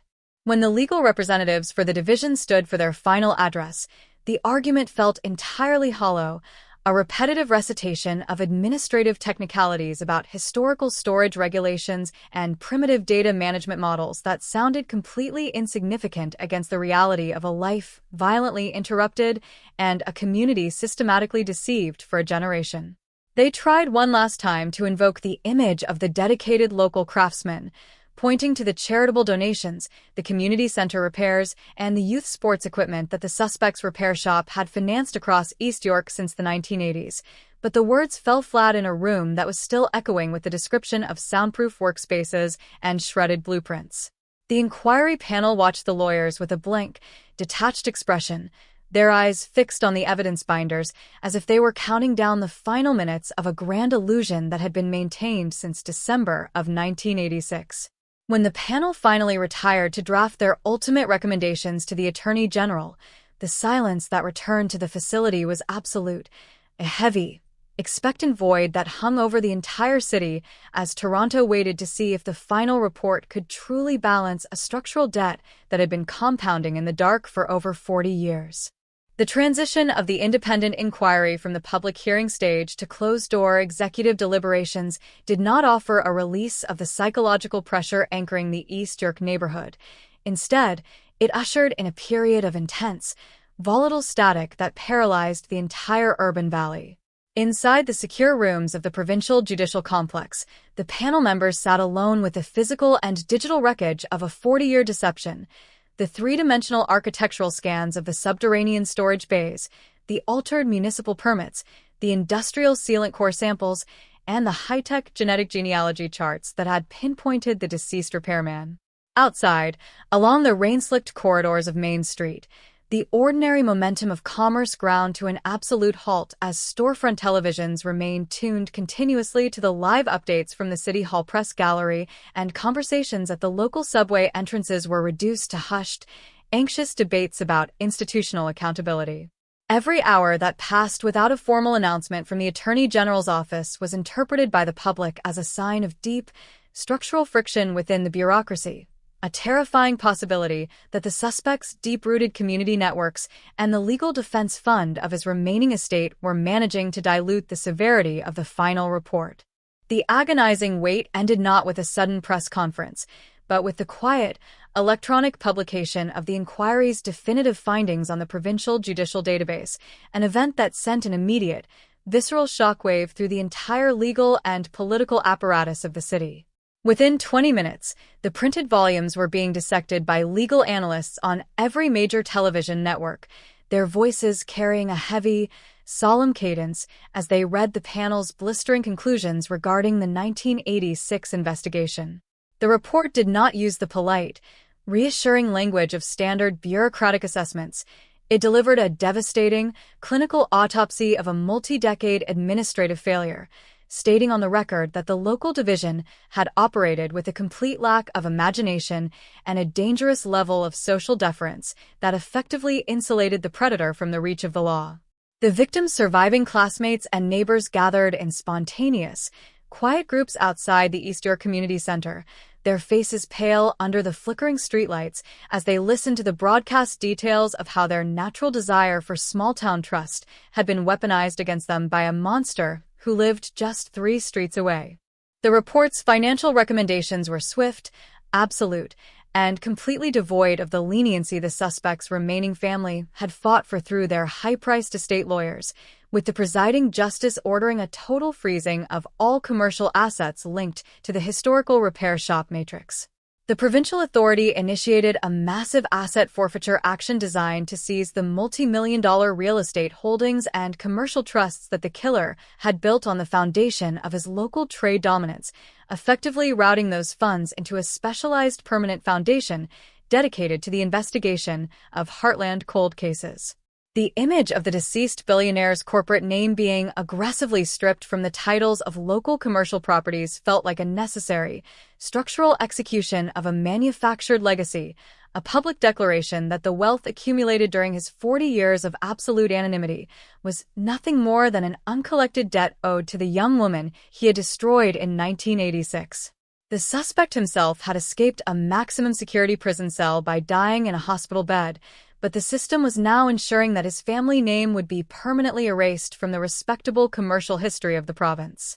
The immediate structural consequence of the inquiry's report was the total, mandatory evacuation of the local division's historical record vault, as a team of provincial marshals and federal forensic archivists moved into the East York precinct to oversee the complete reorganization of the cold case department.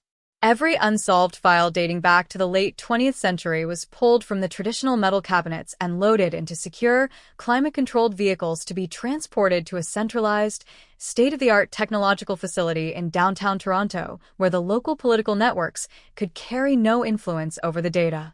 Investigators discovered that the historical division leadership had consistently underfunded the precinct's microtrace storage systems, purposefully allowing older physical evidence to sit in damp, unmonitored baseline lockers while spending their municipal budgets on visible, high-profile patrol equipment that burnished their public relations image.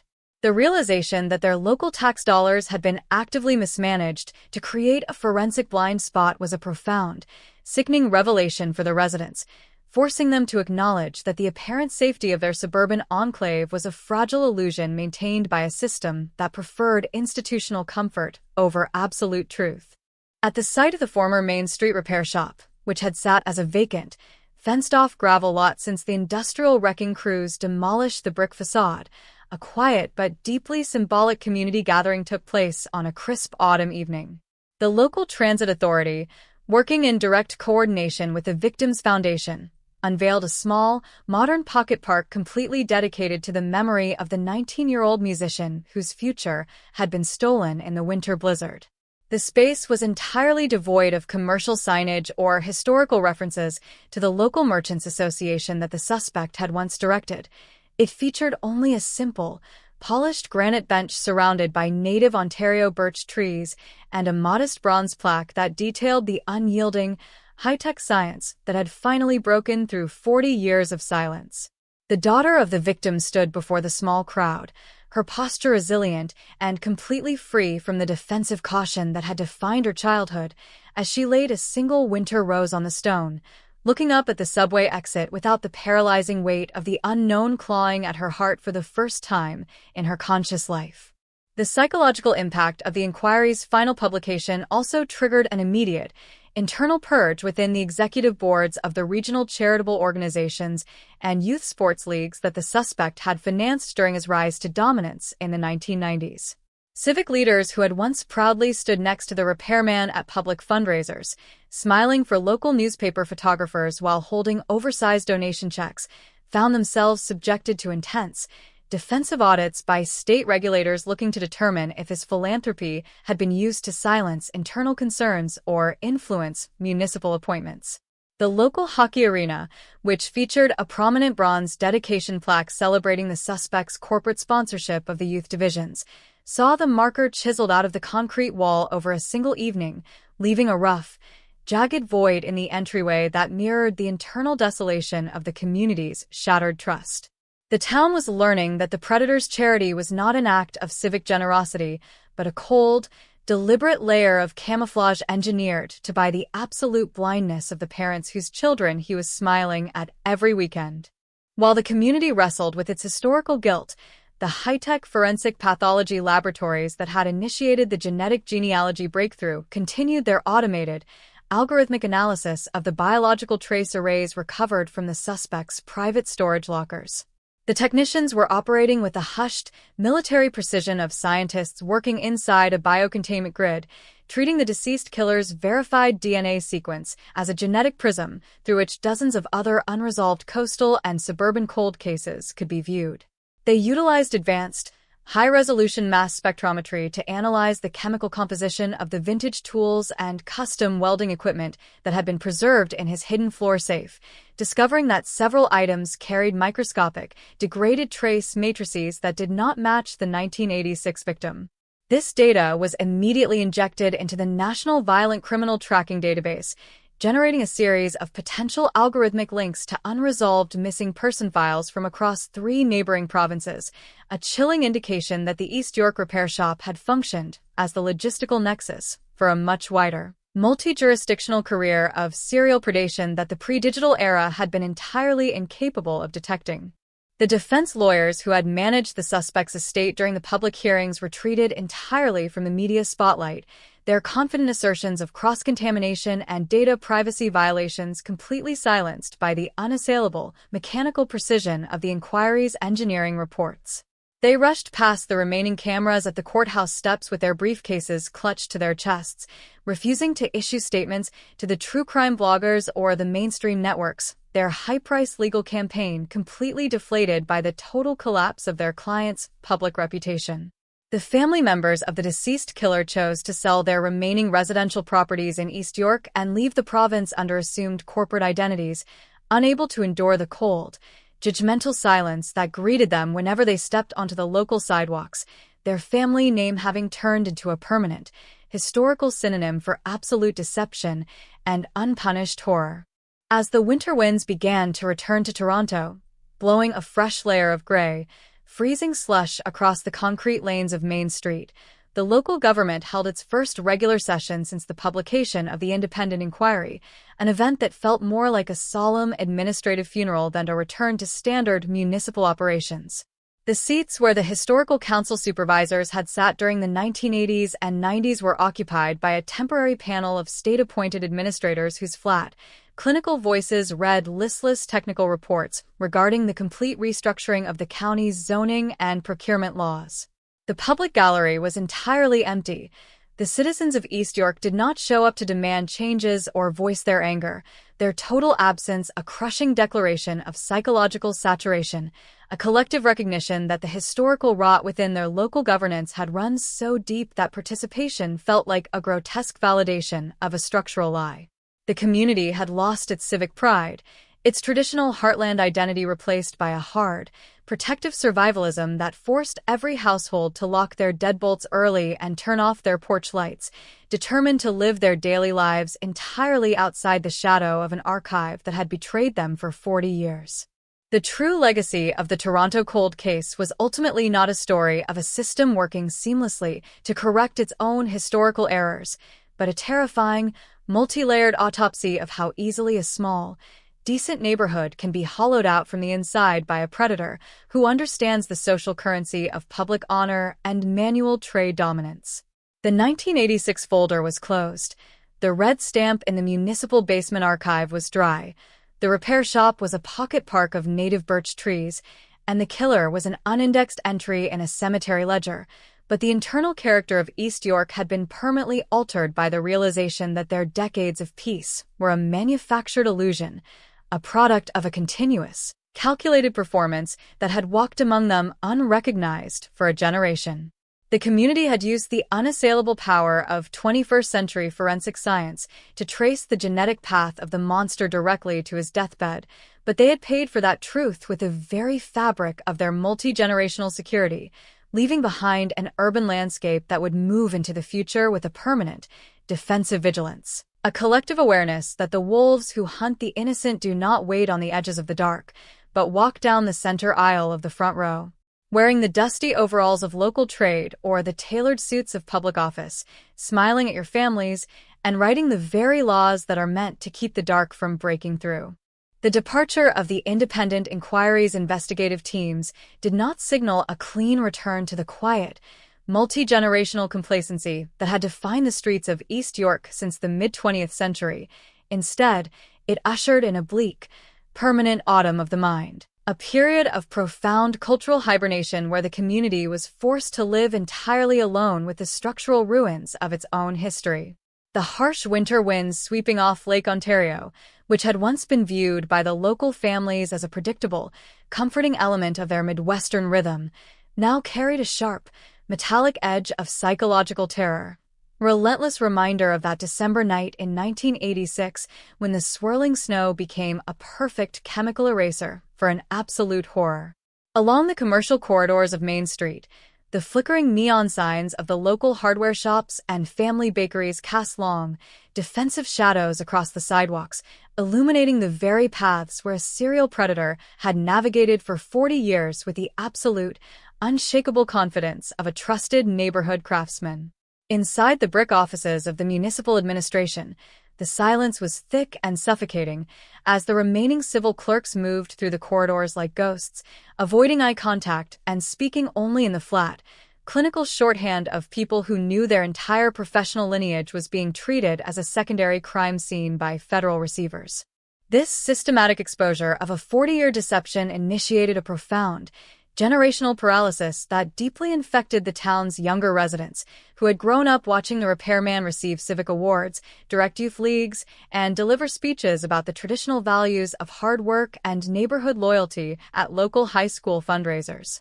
The sudden, high-tech realization that their community's moral anchor was an entirely artificial performance, a meticulously curated mask designed to conceal a soundproof subterranean chamber of horrors, tore down the natural, innocent respect for authority that holds a small town together, replacing it with a hard, cynical detachment that could not be repaired by a simple courthouse press release.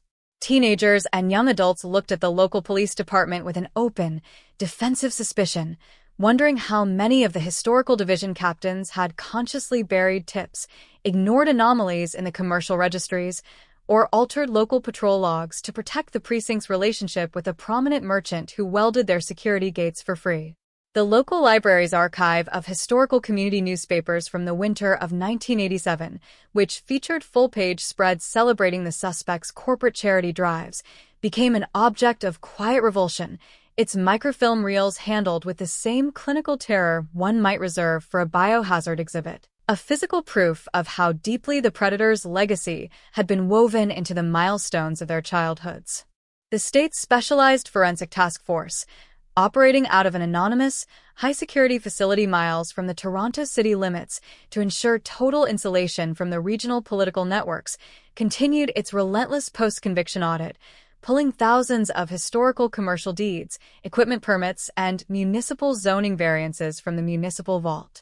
They discovered a highly disturbing pattern of structural manipulation from the late 1980s where the repairman had systematically used dummy corporate names and offshore real estate syndicates to acquire isolated warehouse parcels bordering the East York Ravine lines immediately following major spikes in regional prowler reports. The digital maps compiled by the modern investigators revealed that every single one of these commercial acquisitions had occurred within a 6-week window of a major breakthrough in the 1986 cold case inquiry, demonstrating that whenever the police department of the era had gotten close to checking the valley perimeters, the tradesmen had simply purchased the dirt, installed heavy steel access barriers, and designated the territory as a private security zone. This wasn't just a criminal evading a standard transit patrol. It was a methodical engineer utilizing the real estate and corporate machinery of the province to ensure that his private hunting grounds would remain permanently off-limits to civilian eyes and modern environmental scouts. As the financial auditors dug deeper into the commercial ledgers of the suspect's estate, a darker pattern of administrative sterilization emerged from the lines of data, a deliberate, multi-decade campaign to ensure that the local police force remained technically and structurally incapable of analyzing the biological residue of his youth. The repairman had consistently used his position on regional civic and business improvement committees to lobby aggressively against upgrading the county's long-term evidence storage facilities, purposefully directing public development funds toward highly visible infrastructure projects like streetscape beautification, while allowing the precinct's basement lockers to suffer from chronic structural neglect. He had argued on the public record that the division should prioritize traditional, face-to-face investigative policing over investing taxpayer dollars in the speculative, high-cost fantasy of early DNA profiling technology, a political stance that had been widely praised by local tax watchdog groups at the time as a masterclass in fiscal discipline. The reality was a terrifying exercise in criminal foresight. The predator was using his immense social influence to systematically blind the state's future forensic capabilities, ensuring that if science ever evolved to the point of reading the biological trace arrays snagged on that porch railing, the infrastructure to process it would be so disorganized that the evidence would rot in the dark before it could ever reach a laboratory sequencer. While the state troopers tore through the corporate paper trails, the psychological isolation of the deceased killer's surviving family members turned into a permanent, domestic siege inside their large detached home on the edge of the affluent suburbs. His wife, who had spent decades as a respected figure of the local merchant elite, organizing neighborhood charity galas and hosting seasonal dinners for municipal council members, had completely vanished from the public eye, her daily necessities delivered by private security couriers and her perimeter fences reinforced with modern infrared cameras to keep looky-loose away. The community's old sympathy for her, the initial assumption that she was an innocent victim of a horrific double life, had curdled into a cold, judgmental distance as leaks from the grand jury indicated that her hours of closed-door testimony had revealed a history of matching inconsistencies she had actively chosen to ignore to preserve her social status. The town could not forgive the fact that she had lived a life of extraordinary comfort funded by the corporate operations of a killer, that she had shared a bed just miles from the subway platform where the student had been taken, and that she had chosen to view her husband's late-night absences through the protective, comfortable lens of corporate emergency work rather than the demanding eyes of basic human decency. The local tourism and real estate economy, heavily dependent on the historic charm and premium lifestyle partnerships the billionaire tradesman had brokered through his private investment funds, began to experience a slow, structural collapse as international brands scrambled to dissolve their relationships with East York. Major commercial development projects that had been scheduled to break ground along the ravines were suddenly canceled or relocated to other provinces, leaving empty, cleared fields of topsoil along the secondary highways that looked like physical scars on the landscape, matching the internal desolation of the town itself. The regional credit union, where the suspect had served as a primary shareholder and board advisor since 1989, was placed under immediate federal oversight after auditors uncovered an intricate network of low-interest personal loans extended to historical county supervisors. Loans that carried no formal repayment schedules but aligned perfectly with votes on zoning boards that favored the officials' commercial projects. The residents were learning through the brutal reality of frozen equity accounts and tanking property values that their clean water lines, their paved storefront boardwalks, and their economic stability were the literal byproducts of a deal made with a monster, a collective bribe paid to an entire population to keep them from asking what happened in the blizzard of 1986. Deep within the monochrome, hyper-secure environment of the Kingston Penitentiary System, the files relating to the suspect's final hours were locked away in an administrative archive, a clinical end to a life that had successfully cheated the living jurisdiction of the court. Though the billionaire repairman had escaped a permanent cell by drawing his last breath on a hospital bed, the State Behavioral Analysis Unit continued to treat his recorded deathbed confession as a master blueprint of a highly evolved, dual-identity sociopath. Teams of psychological profiles sat in windowless rooms listening to the raspy, low audio logs captured by the bedside recorder, parsing every cold, unrepentant syllable to understand how an individual could spend 40 years maintaining a flawless public performance while keeping his true identity completely uncoupled from the moral laws of society. The data showed that throughout the multi-hour statement, whenever the suspect described the specific mechanics of his surveillance over the victim, his voice carried no traces of fear or remorse. It maintained the flat, rhythmic precision of a mechanic describing the replacement of a worn engine part, a chilling proof that to his very last moment on Earth, he viewed his victims not as human beings with futures, but as structural logistical problems to be solved and managed.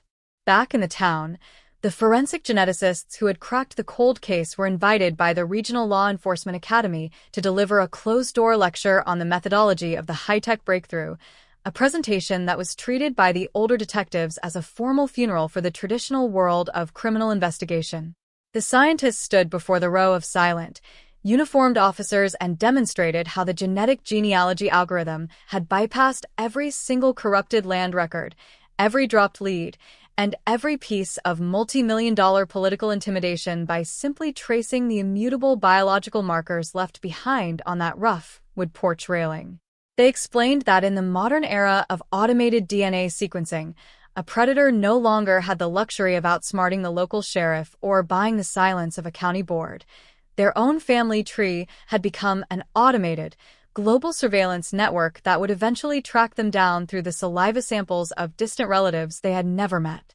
The lecture was a clinical demonstration of absolute inevitability, a proof that the passage of time, once a criminal's greatest ally, had been converted by science into a relentless, compounding trap that would eventually pull every historical horror out of the dark and into the blinding glare of a modern courtroom.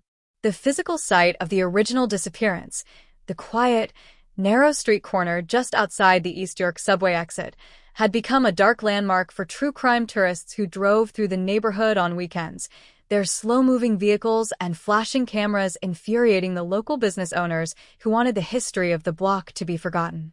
The sidewalk had been entirely repaired. The old lighting fixtures where the shadows had lengthened in 1986 were replaced by modern high-intensity LEDs, and the surrounding buildings were filled with trendy retail shops. But the structural memory of that freezing December night could not be renovated out of the neighborhood's consciousness. Neighbors who had lived on the avenue for 40 years still found themselves staring at the asphalt whenever a winter storm began to blow off the lake, their minds instantly replaying the image of the flashing emergency lights from their youth and the cold, terrifying realization that the polite, helpful repairman who had stood with them on the curb offering condolences was the one who had carried the girl into the dark. The street had become a psychological monument to their own collective failure, a permanent reminder of how easily they had allowed themselves to be comforted by the polite words of an insider while the monster was standing right in front of them. As the winter snow began to fall over Toronto once again, covering the ravines and the empty gravel lots in a uniform, silent layer of white, the East York Municipal Council held its first public session since the publication of the Independent Inquiry, an event that was meant to signal a new beginning but felt more like a memorial service for a ruined institution. The chairs where the Historical Council supervisors had sat during the 1980s and 90s were occupied by a temporary panel of state-appointed administrators whose flat, clinical voices read listless technical reports regarding the complete restructuring of the county's zoning and procurement laws. The public gallery was entirely empty. The citizens of the town did not show up to demand changes or voice their anger. Their total absence, a crushing declaration of psychological saturation, a collective recognition that the historical rot within their local governance had run so deep that participation felt like a grotesque validation of a structural lie. The community had lost its civic pride, its traditional heartland identity replaced by a hard, protective survivalism that forced every household to lock their deadbolts early and turn off their porch lights, determined to live their daily lives entirely outside the shadow of an archive that had betrayed them for 40 years. The true legacy of the Toronto cold case was ultimately not a story of a system working seamlessly to correct its own historical errors, but a terrifying, multi-layered autopsy of how easily a small, decent neighborhood can be hollowed out from the inside by a predator who understands the social currency of public honor and manual trade dominance. The 1986 folder was closed. The red stamp in the municipal basement archive was dry. The repair shop was a pocket park of native birch trees, and the killer was an unindexed entry in a cemetery ledger. But the internal character of East York had been permanently altered by the realization that their decades of peace were a manufactured illusion, a product of a continuous, calculated performance that had walked among them unrecognized for a generation. The community had used the unassailable power of 21st century forensic science to trace the genetic path of the monster directly to his deathbed, but they had paid for that truth with the very fabric of their multi-generational security, leaving behind an urban landscape that would move into the future with a permanent, defensive vigilance. A collective awareness that the wolves who hunt the innocent do not wait on the edges of the dark, but walk down the center aisle of the front row. Wearing the dusty overalls of local trade or the tailored suits of public office, smiling at your families, and writing the very laws that are meant to keep the dark from breaking through. The breaking of the early spring thaw along the Don Valley and across the expanding residential blocks of East York did not dilute the toxic, silent architecture of suspicion that had gripped Toronto since the publication of the repairman's deathbed confession. As the thick, gray ice sheets finally cracked and receded from the edges of the urban ravines, they did not reveal a clean slate. Instead, the melting snow exposed the raw, jagged contours of a neighborhood that had spent 40 years sleeping under a beautifully orchestrated illusion. The multi-acre commercial lot where the suspect's Main Street repair shop had stood for 4 decades was no longer a bustling hub of local blue-collar commerce. It sat as a grotesque, fenced-off crater of raw gravel, mud, and bright yellow police line tape that whipped frantically against the skeleton branches of the birch trees whenever the freezing wind swept off Lake Ontario. This wasn't just an empty piece of metropolitan real estate. It was a physical manifestation of a 40-year-old cold case that refused to be neatly summarized or filed away into the archives, a terrain stripped of its industrial normalcy to reveal the dark, subterranean reality that had been nurtured beneath its concrete floors since the winter of 1986. Inside the central precinct of Division 54, the atmosphere had transitioned into a phase of permanent, structural exhaustion that no modern public relations campaign or internal management shakeup could truly correct. The temporary provincial investigators and state auditors who had occupied the station following the initial genetic genealogy breakthrough had finally packed up their digital processing units, leaving behind a newly installed administration of outside law enforcement professionals who moved through the bullpen with a cold, clinical neutrality that deeply alienated the remaining old guard deputies. These new leaders possessed no multi-generational ties to the local merchants, no connection to the families who had built the suburban economy, and absolute zero patience for the defensive, insular culture of a precinct that had allowed a serial predator to operate unmonitored within its territory for a generation. They installed high-resolution biometric logging pads at every secure entrance, integrated automated, blockchain-secure chain-of-custody tracking systems across all evidence lockers, and replaced the weathered oak desks with sterile, gray modular workstations that felt completely stripped of human history. The department was being aggressively sanitized, dragged into the modern era by an influx of provincial capital and cold bureaucracy, but beneath the slick, efficient surface of the new regime, the older desk sergeants could still feel the crushing, static pressure of the historical failure that had forever compromised their badge, a knowledge that the man who had welded their security gates and attended their retirement dinners had been using their uniform as a psychological shield to protect his private burial pits. This pervasive sense of institutional degradation was mirrored in the executive boardrooms of the regional credit unions and mortgage syndicates that line the urban valleys, which were now undergoing a devastating secondary wave of public exposure as bankruptcy courts began the painful process of liquidating the officials' multi-million-dollar corporate network. The elegant, brick-fronted financial buildings on Main Street, where the repairman's private holding companies had held dominant economic sway for over 40 years, saw their historic insignias aggressively sandblasted from the masonry over a single weekend, replaced by the generic, pixelated logos of national conglomerates that had purchased the distressed assets for pennies on the dollar. Local independent contractors, family-owned hardware suppliers, and small business owners who had relied on the suspects' private financing to bankroll their commercial expansions found themselves suddenly caught in a tightening vice of high-interest corporate debt, their personal financial stability completely shattered by their proximity to the fallen mogul's money laundering machine. The community was learning, through the brutal mechanics of federal foreclosure notices and public asset auctions on the steps of City Hall, that their decades of unparalleled suburban prosperity had been directly subsidized by the silence of a monster, that the luxury commercial boom of the late 20th century was merely a glittering, structural bribe paid to ensure the public would never look too closely at the darkness festering in the local trade associations. As the corporate liquidators tore through the physical and digital records of the official's estate, they were forced to confront the absolute, terrifying scale of his private domestic surveillance apparatus, a system of control that extended far beyond his professional real estate power into the private homes of his inner circle. In a hidden sub-basement of his oceanfront residence, behind a reinforced steel vault door that required an encrypted digital key to bypass, state forensic technicians discovered a massive wall of high-definition servers and magnetic recording arrays that were wired directly into the telecommunication backbones of the county administration building, the regional zoning offices, and the private lines of several high-ranking municipal supervisors.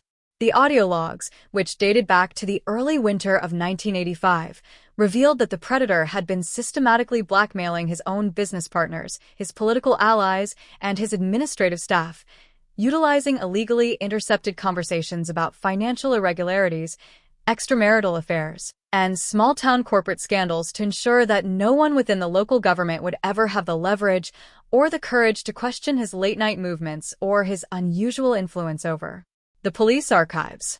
The town was forced to look at a reality that was far more complex and insidious than a single act of spontaneous violence in 1982. They were looking at a carefully engineered, localized autocracy where the survival of an entire socioeconomic class had been dependent on their willingness to protect the secrets of an apex predator who held the keys to their public and private ruin. The public exposure of this blackmail matrix effectively destroyed the remaining social cohesion of Ventura's luxury developments, turning old friends into bitter, paranoid adversaries who spent their evenings reviewing 40 years of political favors, neighborhood gossip, and country club partnerships to calculate who had known about the tapes and who had actively participated in the suppression of the truth to safeguard their own reputations. The exclusive yacht clubs and golf resorts, which had once been the premier venues for the region's elite to host high society fundraisers and political galas under the officials' direct corporate sponsorship, saw their private memberships plummet within weeks as residents refused to sit in the same dining rooms with individuals whose names had been discovered on the black box recordings. The neighborhood culture of affluent beachside gatherings was entirely replaced by a defensive, locked-door isolationism where families remained behind their high-security gates, their televisions tuned continuously to the live state legal feeds, their minds consumed by the terrifying knowledge that the polite, wealthy grandfather who had helped finance their local schools and charitable clinics had been using that very same philanthropy to purchase their absolute, unconscious complicity in his crime. While the community turned inward, eating itself alive with suspicion and historical guilt, the state prosecution team began the complex, high-stakes preparation for a massive federal civil rights trial that would target the county government itself. an institutional lawsuit designed to establish absolute legal accountability for the decades of administrative obstruction that had kept the 1982 cold case from being resolved in the pre-digital era. The state attorneys flooded the local media with official subpoena notices for current and former city council members, forcing ordinary civil servants to hire expensive defense lawyers from Los Angeles and Sacramento to protect themselves from being dragged into a federal conspiracy indictment that could result in significant prison sentences and the total forfeiture of their public pensions. The courtroom in the state capitol became a theater for the clinical autopsy of small-town political corruption, with prosecutors demonstrating through a mountain of internal memos, unrecorded budget allocations, and sudden changes in police leadership that the county administration had operated as a protective cocoon for the billionaire, prioritizing the preservation of their institutional image over the constitutional rights of the young college student who had been erased from the world. Deep within the monochrome, high-security environment of the Pelican Bay State Penitentiary, the official had adjusted to the permanent, mechanical rhythm of his condemnation with the cold, calculated stoicism of a man who still believed that his total silence was a form of personal victory over the system that had stripped him of his name. He refused to grant interviews to the true crime authors and investigative biographers who wrote him daily letters offering millions of dollars for a definitive, narrated confession. His incoming mail was strictly restricted to a single legal pad from his appellate team, and his daily human contact was limited to the flat, monosyllabic commands of the correctional officers who monitored his movements through the reinforced steel mesh of his cell block. He spent his single hour of mandatory daily recreation walking in small, tight circles around the asphalt yard of the administrative segregation unit, his eyes fixed firmly on the concrete wall above him, his posture maintaining a ghostly, rigid mimicry of the corporate authority he had once wielded over the county. He understood, with the terrifying clarity of a pure sociopath, that as long as he refused to give the state the location of the physical remnants or explain the exact mechanics of his 1982 movements, he maintained an absolute, untouchable domain over the final chapter of the tragedy, a silent declaration that though the state had claimed his freedom, his malice remained a private, sovereign state that no forensic algorithm or genetic sequence could ever truly conquer. Back in the changing topography of the valley, the forensic geneticists who had ignited the initial breakthrough announced the creation of a permanent regional archive dedicated exclusively to the cold cases of the Pacific coastline, an initiative that was funded by a massive grant from the Victims Foundation and designed to ensure that no wealthy developer or small-town politician could ever again use their local influence to freeze a criminal investigation. The laboratory, located in a neutral, modern industrial park miles from the county lines, became a focal point for families from across 3 states who had spent decades living in the same agonizing vacuum of uncertainty that had once defined the young student's roommate, their arms filled with old police files, faded missing person posters, and cardboard boxes of clothing that had been preserved in attics and basements since the 70s and 80s. The scientists moved through these historical relics with a calm, military precision, extracting the microscopic biological ghosts of long-dead predators from the weathered fibers of the past, converting the raw, chaotic tragedies of the coastline into clean, unassailable digital sequences that were immediately uploaded into the global tracking network. The lab had effectively converted the 1982 breakthrough into a continuous, automated engine of historical accountability, a technological hammer that hung over every aging criminal who had relied on the ignorance of the pre-digital era to protect their comfortable, modern retirements. The actual site of the official's former suburban real estate headquarters, which had sat abandoned and guarded by state troopers since the day of the sentencing, was eventually purchased by a regional land trust at a public tax auction and slated for complete ecological restoration, a process that many residents viewed as a necessary, structural exorcism of the physical environment that had nurtured his double life. A crew of heavy demolition contractors arrived on a crisp April morning, their massive excavators and hydraulic rams making short work of the grand pillars, the vaulted ceilings, and the reinforced basement walls that had once held the politician's illegal surveillance matrix, reducing the symbol of his local dominance to a mountain of shattered brick, concrete dust, and broken glass that was immediately hauled away in a convoy of industrial dump trucks. The swimming pool was filled with crushed stone, The perfectly manicured hedges that had blocked the view of the paparazzi were ripped out by their roots, and the entire multi-acre lot was graded down to the raw topsoil, planted with native California prairie grasses and wildflowers that would eventually grow to look like the natural, untamed landscape that had existed before the first luxury developments were carved out of the coastal cliffs. It was a complete, structural erasure of his presence from the neighborhood, a physical declaration by the community that some histories are too toxic to be preserved in the architecture of their daily lives, leaving behind an anonymous, open field that would offer no comfort and no memory to the passing generation. As the late spring rain began to fall over the region, turning the newly planted prairie into a vibrant, deep green carpet that shimmered under the gray Midwestern sky, the town's remaining civic leaders gathered in the renovated council chambers for the formal presentation of the new county charter, a document that was designed by state legal experts to permanently dismantle the concentration of executive power that the official had exploited for 30 years. The atmosphere in the room was flat, formal, and heavy with a lingering, protective caution.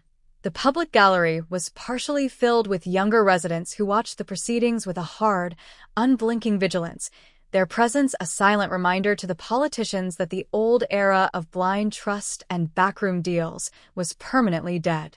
There were no grand speeches about the virtues of heartland community life, no ribbon-cutting showmanship, and no celebratory applause when the new charter was signed into law. The politicians simply moved through the line-item adjustments with the quiet, listless precision of clerks completing a necessary, administrative chore, their voices carrying the flat, humble tone of people who knew their titles had been forever compromised by the actions of the man who had preceded them. The true legacy of the California cold case was ultimately not a story of a system working to correct its own errors, but a chilling, multi-layered autopsy of how easily a wealthy community can be hollowed out from the inside by a predator who understands the social currency of public honor and financial charity. The 1982 folder was closed. The red stamp in the municipal basement was dry. The cabin was a patch of briars, and the mansion was an anonymous field of wildflowers.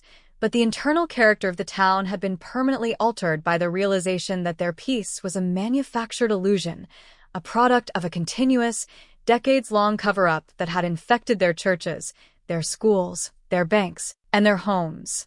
The community had used the unassailable power of modern forensic science to tear away the official's mask and watched him be led away to a concrete cell where he would eventually turn into dust. But they had paid for that truth with the very fabric of their security, leaving behind a heartland landscape that would move into the future with a permanent, defensive limp. A collective awareness that the wolves who hunt the innocent do not wait on the edges of the dark, but walk down the center aisle of the front row, wearing the tailored suits of public office, smiling at your families, and directing the very laws that are meant to keep the dark from breaking through.